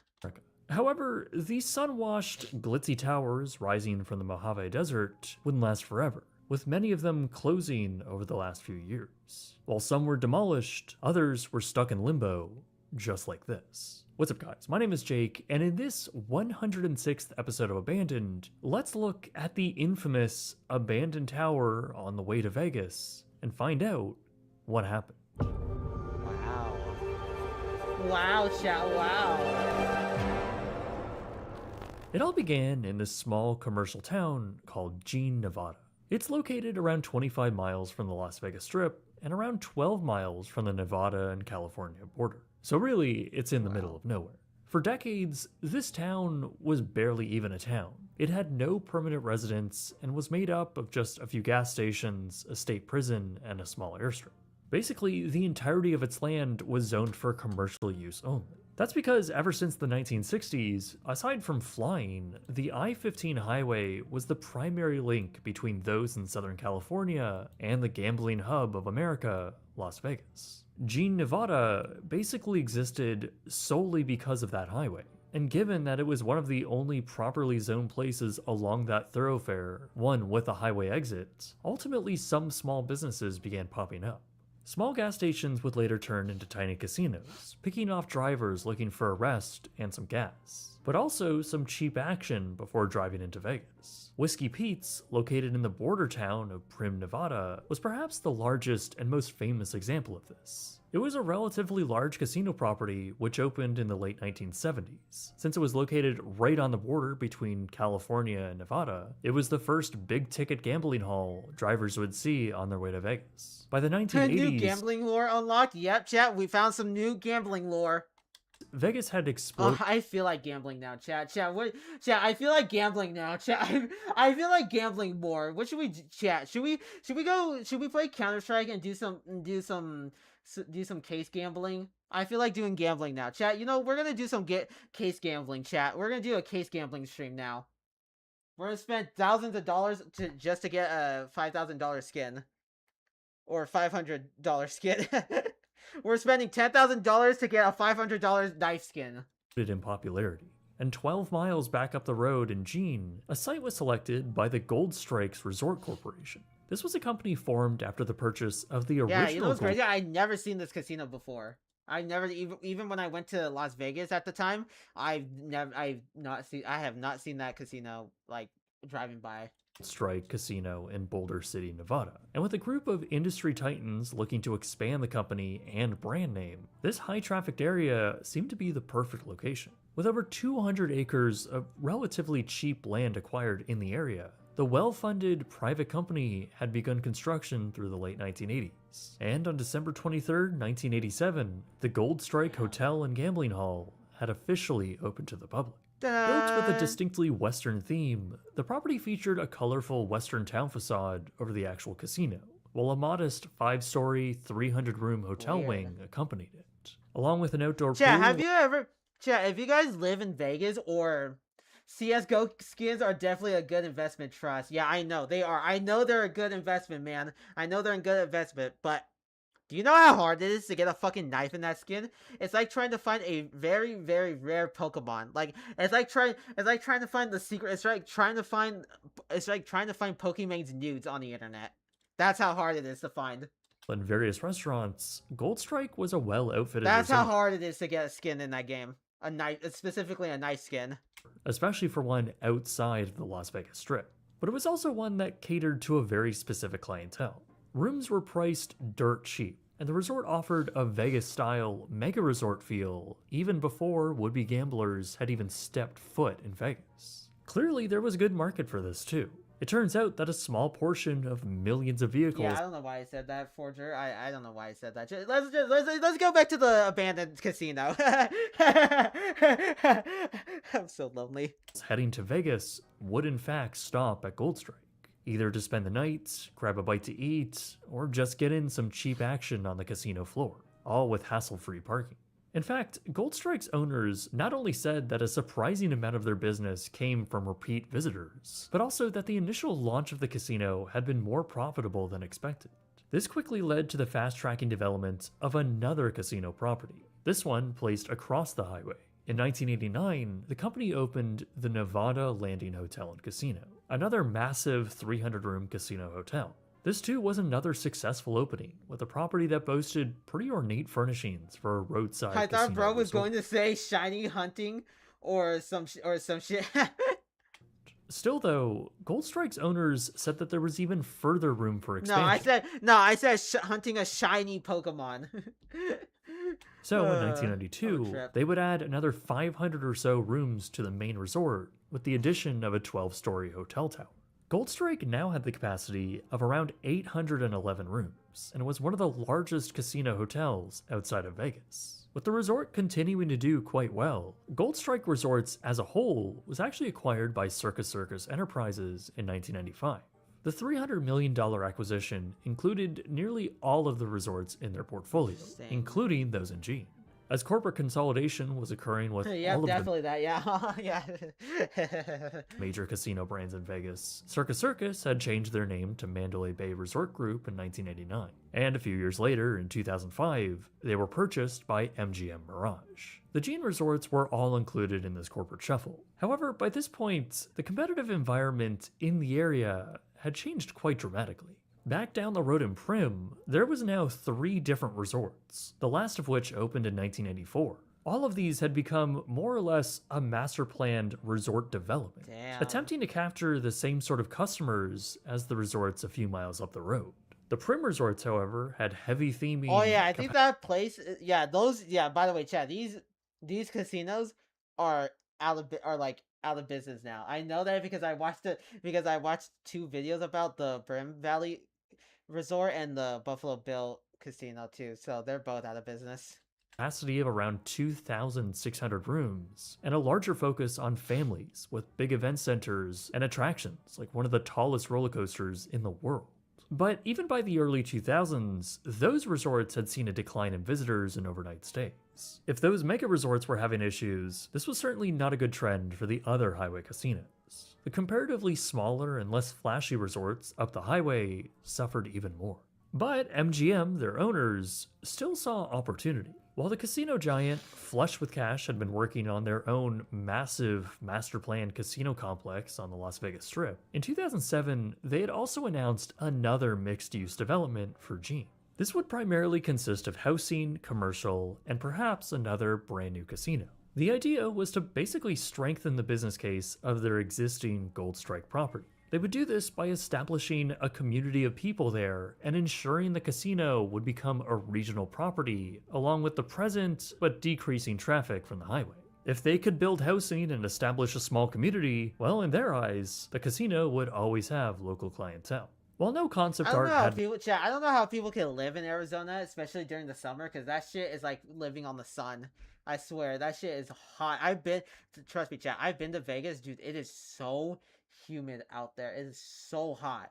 Been released, MGM stated that their project did have a development partner and would encompass the existing Nevada Landings Casino, which by 2007 would close permanently in anticipation for the development. Demolition quickly followed. Seriously, Godspeed to anybody who lives in Arizona, Nevada, New Mexico, because that shit is ugh.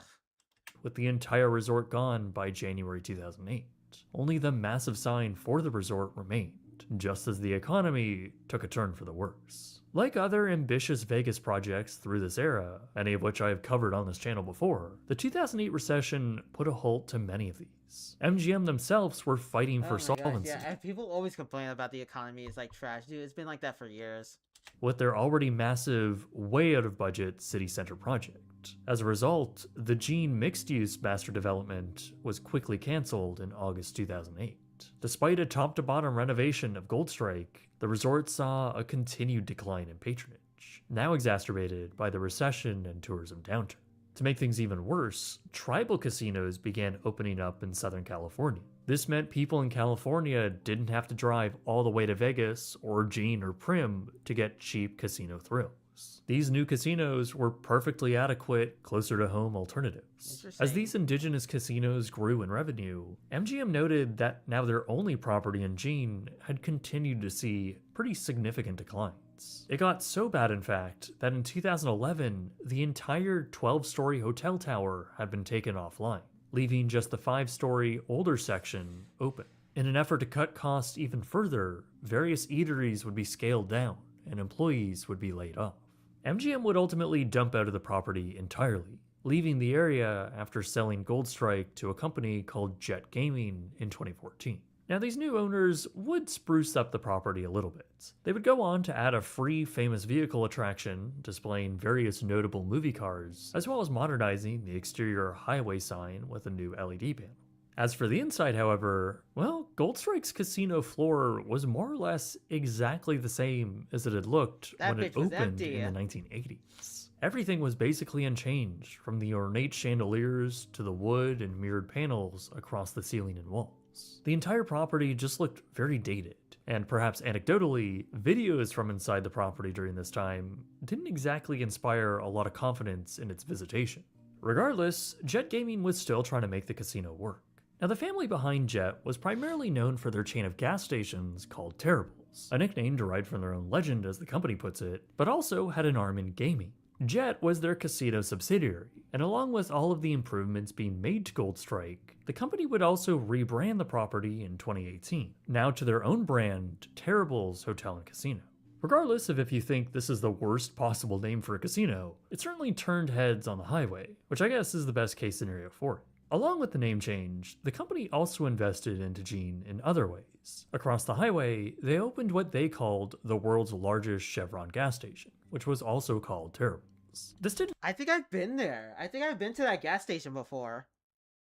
Yeah, Chad, I think I've been to that gas station before. Or maybe I'm thinking of another gas station, but called the world's I think I've been to that one. Largest Chevron gas station, which was also called Terrible's. This didn't really change much inside the building, though. The casino floor was practically unchanged, with a massive, wide-open space on the casino floor, while the guest rooms were still looking very tired, though in fairness, still very cheap.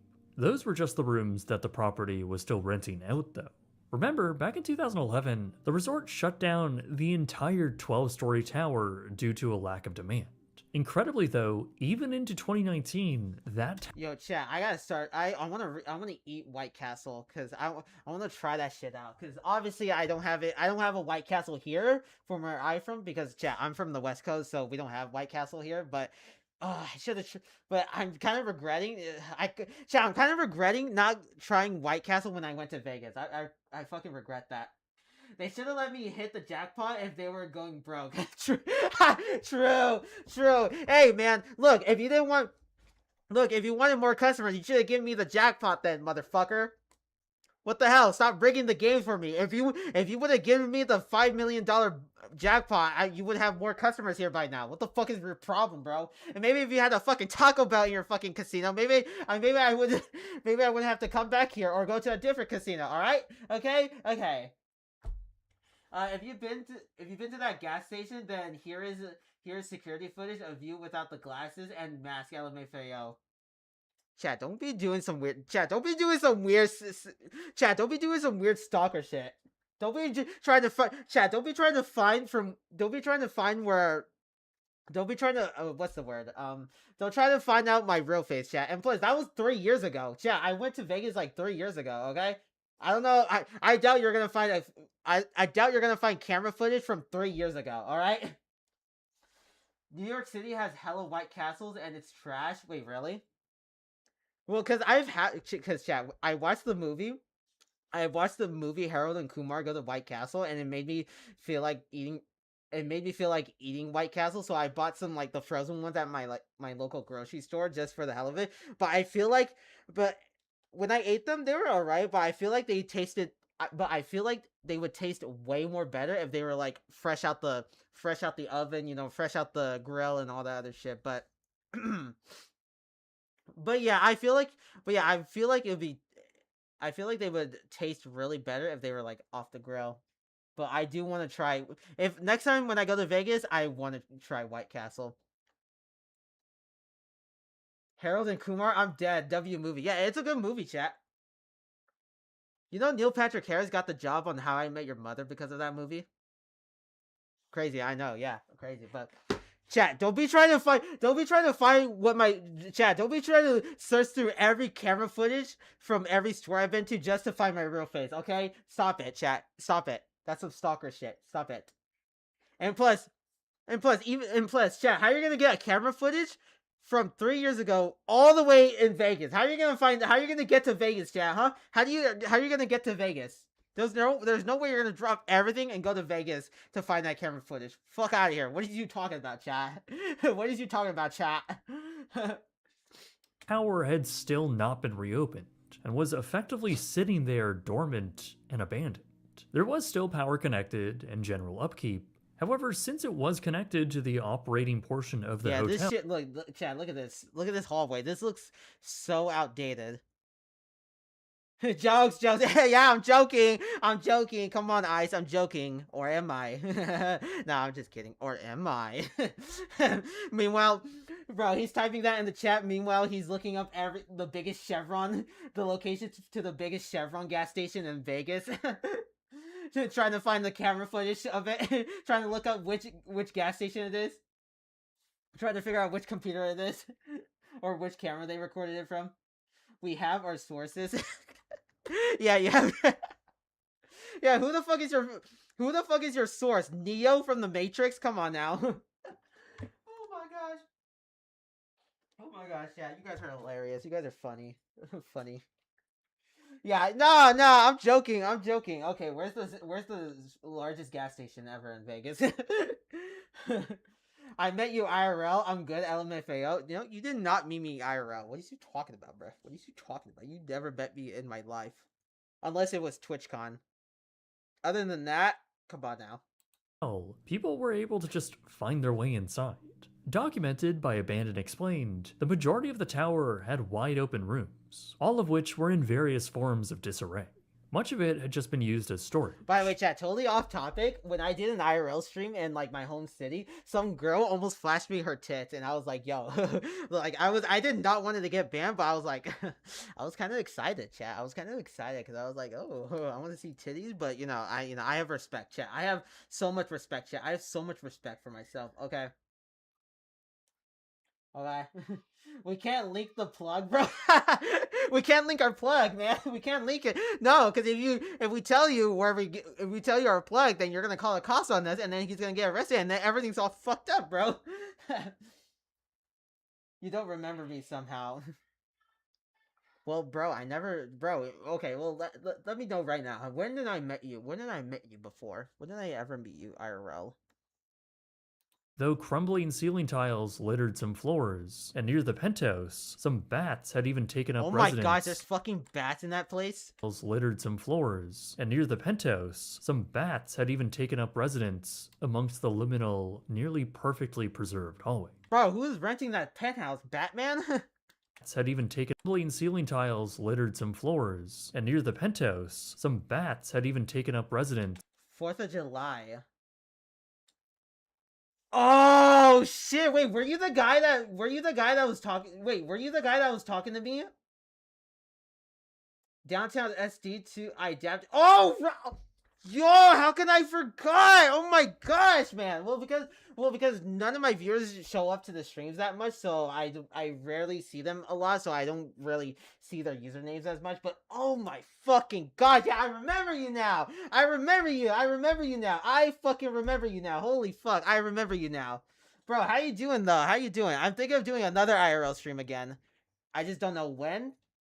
But this week I'm like almost fully available, so I'm maybe. Well, actually, I need to wait for my paycheck because the little adapter for my wireless mics, it broke. My IRL phone fell to the ground. It did break my phone. It kind of scratched the corners a bit, but it was all right. But the adapter for the mics, it broke. So I have to buy another set. Of that to be able to use the mic. I mean, I could do it without the mics, but I feel like it'd be better if I just use the mic. So it's like, it's whatever. Just supporting my favorite streamer. Gosh, that's crazy. Yeah, that's crazy, man. That's crazy. You're a real one, bro. You're a fucking real one. Actually, you're a real one, bro. You're a real one. Hold on. You deserve this. You deserve this. You deserve this mog at it. Hold on. Let me mog everybody for you, man. Let me just mog everybody for you. Come on, hold on, chat. Hold on. This is an oh my gosh, I can't say honorary mogging edit. Not sure who I am, not sure who I wanna be. All this shit's a scam, I don't wanna be me. This ain't what I want, this is everything I need. No, I don't belong, can't contain my jealousy. Stop looking at yourself, you're caught up in my spell. No hope, can't you tell this ain't no wishing well? Stop, I can't agree with you, I can't believe this feeling's jealousy. Tell me who was I born to be? What's wrong with me? My jealousy. Who was I born to be? Who was I born to be? Can't come. You're welcome, brother. You're welcome. You're welcome. That was for you, man. That was for you. But yeah, chat. Yes. I'm gonna be chat. Support your favorite local streamer here, chat. Because one day, right now, I'm doing mocking edits, and the next thing you know, I'm gonna be at the core house with Marlon, Ron, Jason, Adapt, Silky, everybody there. I'm dead ass. I'm dead ass, chat. Next time you see me, I'll be at the core house with Marlon, Silky, Adapt, Lacey, Jason, Ron, everybody there. I'm not even joking, bro. I'm not even joking. But anywho, amongst the liminal, nearly perfectly preserved hallways. Clearly, the resort was not doing well, and if history is any indicator on how it'd react with big financial world events, well, then the future wasn't looking great for them. Following the outbreak of COVID in early 2020, yeah, COVID fucked everything up, chat. COVID fucked everything up. Casino had closed temporarily that March. The entire site would basically go dormant, with not a whole lot of news. That was until November of 2021, when the company announced that closure would be more or less permanent. Clearly, Terribles didn't see much of an economic future for the hotel as it was currently structured, and the property would subsequently be put on the market for sale. Toll's Development would ultimately be the buyer. The Nevada-based development company, which works primarily in developing land for commercial and industrial use, purchased the 142 acres of land for around $44.7 million. What they claimed was a very good deal versus the market rate. They also publicly revealed their plans for the site, which included... You know what? I feel like having White Castle. Chat, can someone order me White Castle? I swear, I need to get some White Castle in my system now. What the fuck? Now I'm craving for White Castle, chat. Ugh! Sprawling industrial park that would consist primarily of up to 8 warehouses and distribution buildings, a total of around 3 million square feet of new construction. These individual parcels of land would be spread across the area, and the project as a whole divided up into phases. With a 5-year timeline, the company expected the development to be completed as early as 2027. That, however, ended up being quite ambitious. Regardless, as a result, Terribles Casino would be slated for demolition, and by 2023, work was being done with the removal of all of the former gaming machines from the main casino floor. Security on site You know what, chat? Should I open my own gambling site, chat? Do I become the new Steak? I'm gonna call it... Nearest one is Phoenix somehow? Damn, that's crazy. But chat, should I open my own gaming website? It's gonna be called... WeStealYourMoney.com. Easy. Come on, easy. We take all your money. We take 90% of it, and then whatever you win, we'll give you 5% of that, like a penny back. Ooh, genius, chat, genius! Very lax, though. I think they froze White Castle shit at Vaughn's. Wait, really?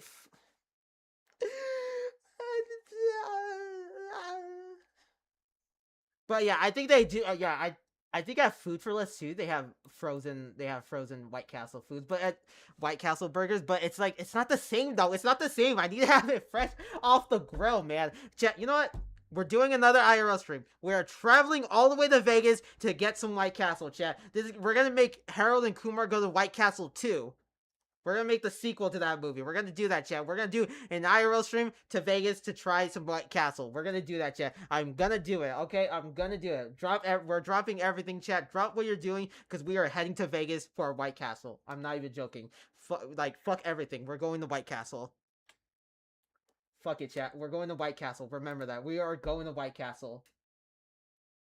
Chat, we're not doing anything else. Chat, fuck it.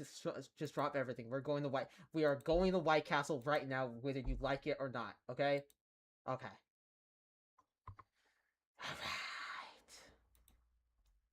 With only a few wooden barricades at the vehicle entrance. As a result, people were starting to get on site and document what was left. Clearly, the property was gearing up for demolition, though. With doors to the casino itself wide open, photos from inside Chat, should we showed go to just an how abandoned? Should we go to an abandoned house or like an abandoned like casino or something like that? Because that would be sick to do. But I don't want to.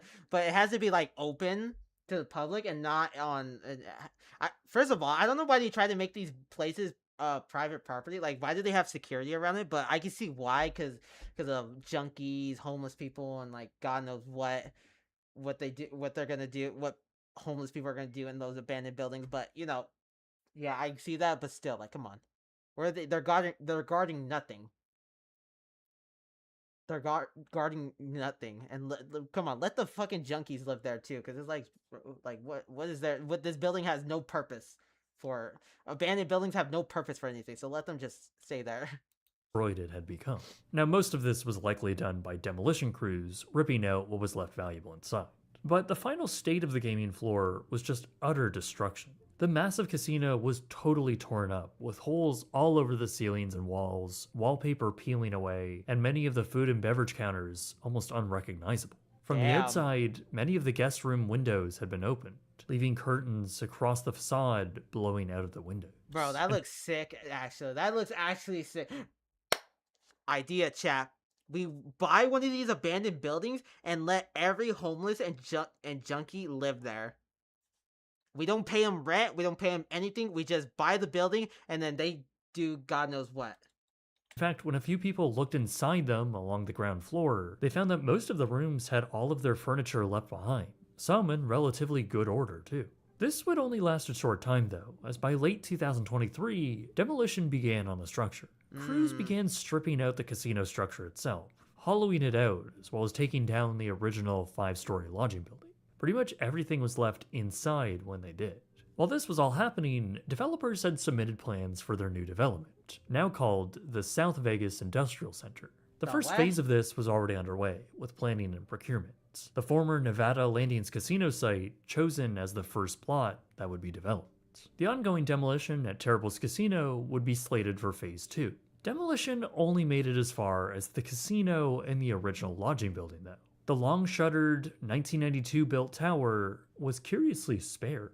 Now it's likely that tearing down that 12-story tower was a whole separate, probably hefty cost. While developers claim that this was going to happen, the work on everything else had wrapped up in 2024, just as the market once again began to shift. Developers claim that industrial vacancy rates had risen sharply in the months they had been working on the project, basically since Q3 of 2023. The market went from 2.8% vacancies at the time to nearly 12% by late 2025. Developers told the Las Vegas Review-Journal that the double-digit vacancy rate numbers had ultimately caused them to pump the brakes on the project as a whole. Not only would this stall the first phase of construction, but it also left the once active demolition basically in limbo. They had also told the journal that they acknowledged the blighted, abandoned tower and had still planned to tear it down. However, they offered no timeline on when that might actually happen. In the meantime, the tower and its massive sign, still actively advertising the former hotel, continued to stand along the highway. This high visibility, with little security measures on site, made it a pretty easy building to get into. That's crazy. With the property being relatively unchecked, both explorers and vandals would find their way in. It was only a matter of time when the latter would start causing problems. On an early morning in late July 2025... Oh shit! Multiple fires had broken out in several second-floor rooms. Rather quickly, these fires were contained, and from the outside, it looks as if these flames were mostly contained within the rooms themselves. Just the heat and smoke damage could be seen from the highway, with their soot marks stretching all the way to the Oh, roof. shit. The interior certainly told a bit of a different story, though. Some floors of the structure only had smoke damage, while other hallways and rooms were still relatively intact. Some of their furniture still in place. Other parts were not so lucky. Documented by Free4All in early 2026, other parts of the interior condition of the hotel tower is now in total shambles. Even comparing it to its limbo state just a few years prior, the lack of any power and order is apparent. Some hallways are now completely charred, with areas beyond recognition. Wow. Walls and ceilings burned right down to the cinder Yeah, block this shit look skeleton. like, bro, this shit kind of look like a Resident Evil hallway, chat. Chat, get it? You just see, it kind of looks like a Resident Evil hallway. Dust-covered junk now litters many of the hallways and elevator lobbies, while the outdoor rooftop is covered Yeah, in shit, that graffiti. kind of look like a rooftop for Resident Evil. Some guest rooms are now a disgusting, mold-ridden mess, a truly horrifying and toxic state. This is while other rooms on different floors are left mostly intact, perhaps even untouched from when the casino was using them as storage. Even the former Gold Strike laminated hotel information cards could be found in the employee stockrooms. The incredible state of the former casino, though, Yeah, this shit is kind of look like a building for Silent Hill. basically how It's like a Silent Hill what's building. been left to this day. At the time of writing this video, there's been no public acknowledgement as to when the existing and final piece of the Terribles casino will be demolished. The industrial vacancy rate certainly hasn't rebounded, and the business case to spend potentially millions to demolish a tower only for there to be no immediate financial benefit just doesn't present the best business case. Now, there is positive development in the future, with the Brightline train system running right through and a potential for a new airport to be built nearby. There may be a genuine future for this town and this development, but those plans are years, potentially decades down the road. The current reality for the area is honestly pretty grim. What's left of the tower is a relatively creepy beacon, a time capsule of what once was. I actually stopped here back in 2024, just before the fire, to actually see it. Standing at the vehicle entrance at sunset, the sun behind the tower with the curtains blowing in the warm desert breeze. Wow, yeah, that it's shit just kind of look like a Silent Hill building. a really eerie feeling. It's just this monolithic, silent mass with the faint sound of the highway past it. What remains of this tower now represents everything that went wrong here. The poor business plan and Yeah, alright, but I think I've seen enough. Yeah, that kind of looked like a Silent Hill. That kind of looked like a building for Silent Hill. Crazy, but yeah, I'm gonna end the stream here now, chat. I think we did a lot. I think this was a good freaking stream today, chat. I think it was a good stream today. So yeah, thank you guys so much for watching this stream. If you guys are new here, always you make sure you subscribe to the channel. Take your hidden blade, stab the like and subscribe button in the neck. If you're on Twitch, make sure you stab the follow button in the neck. You know, check out my Twitter, Instagram, TikTok, everything, all that other shit. Appreciate that.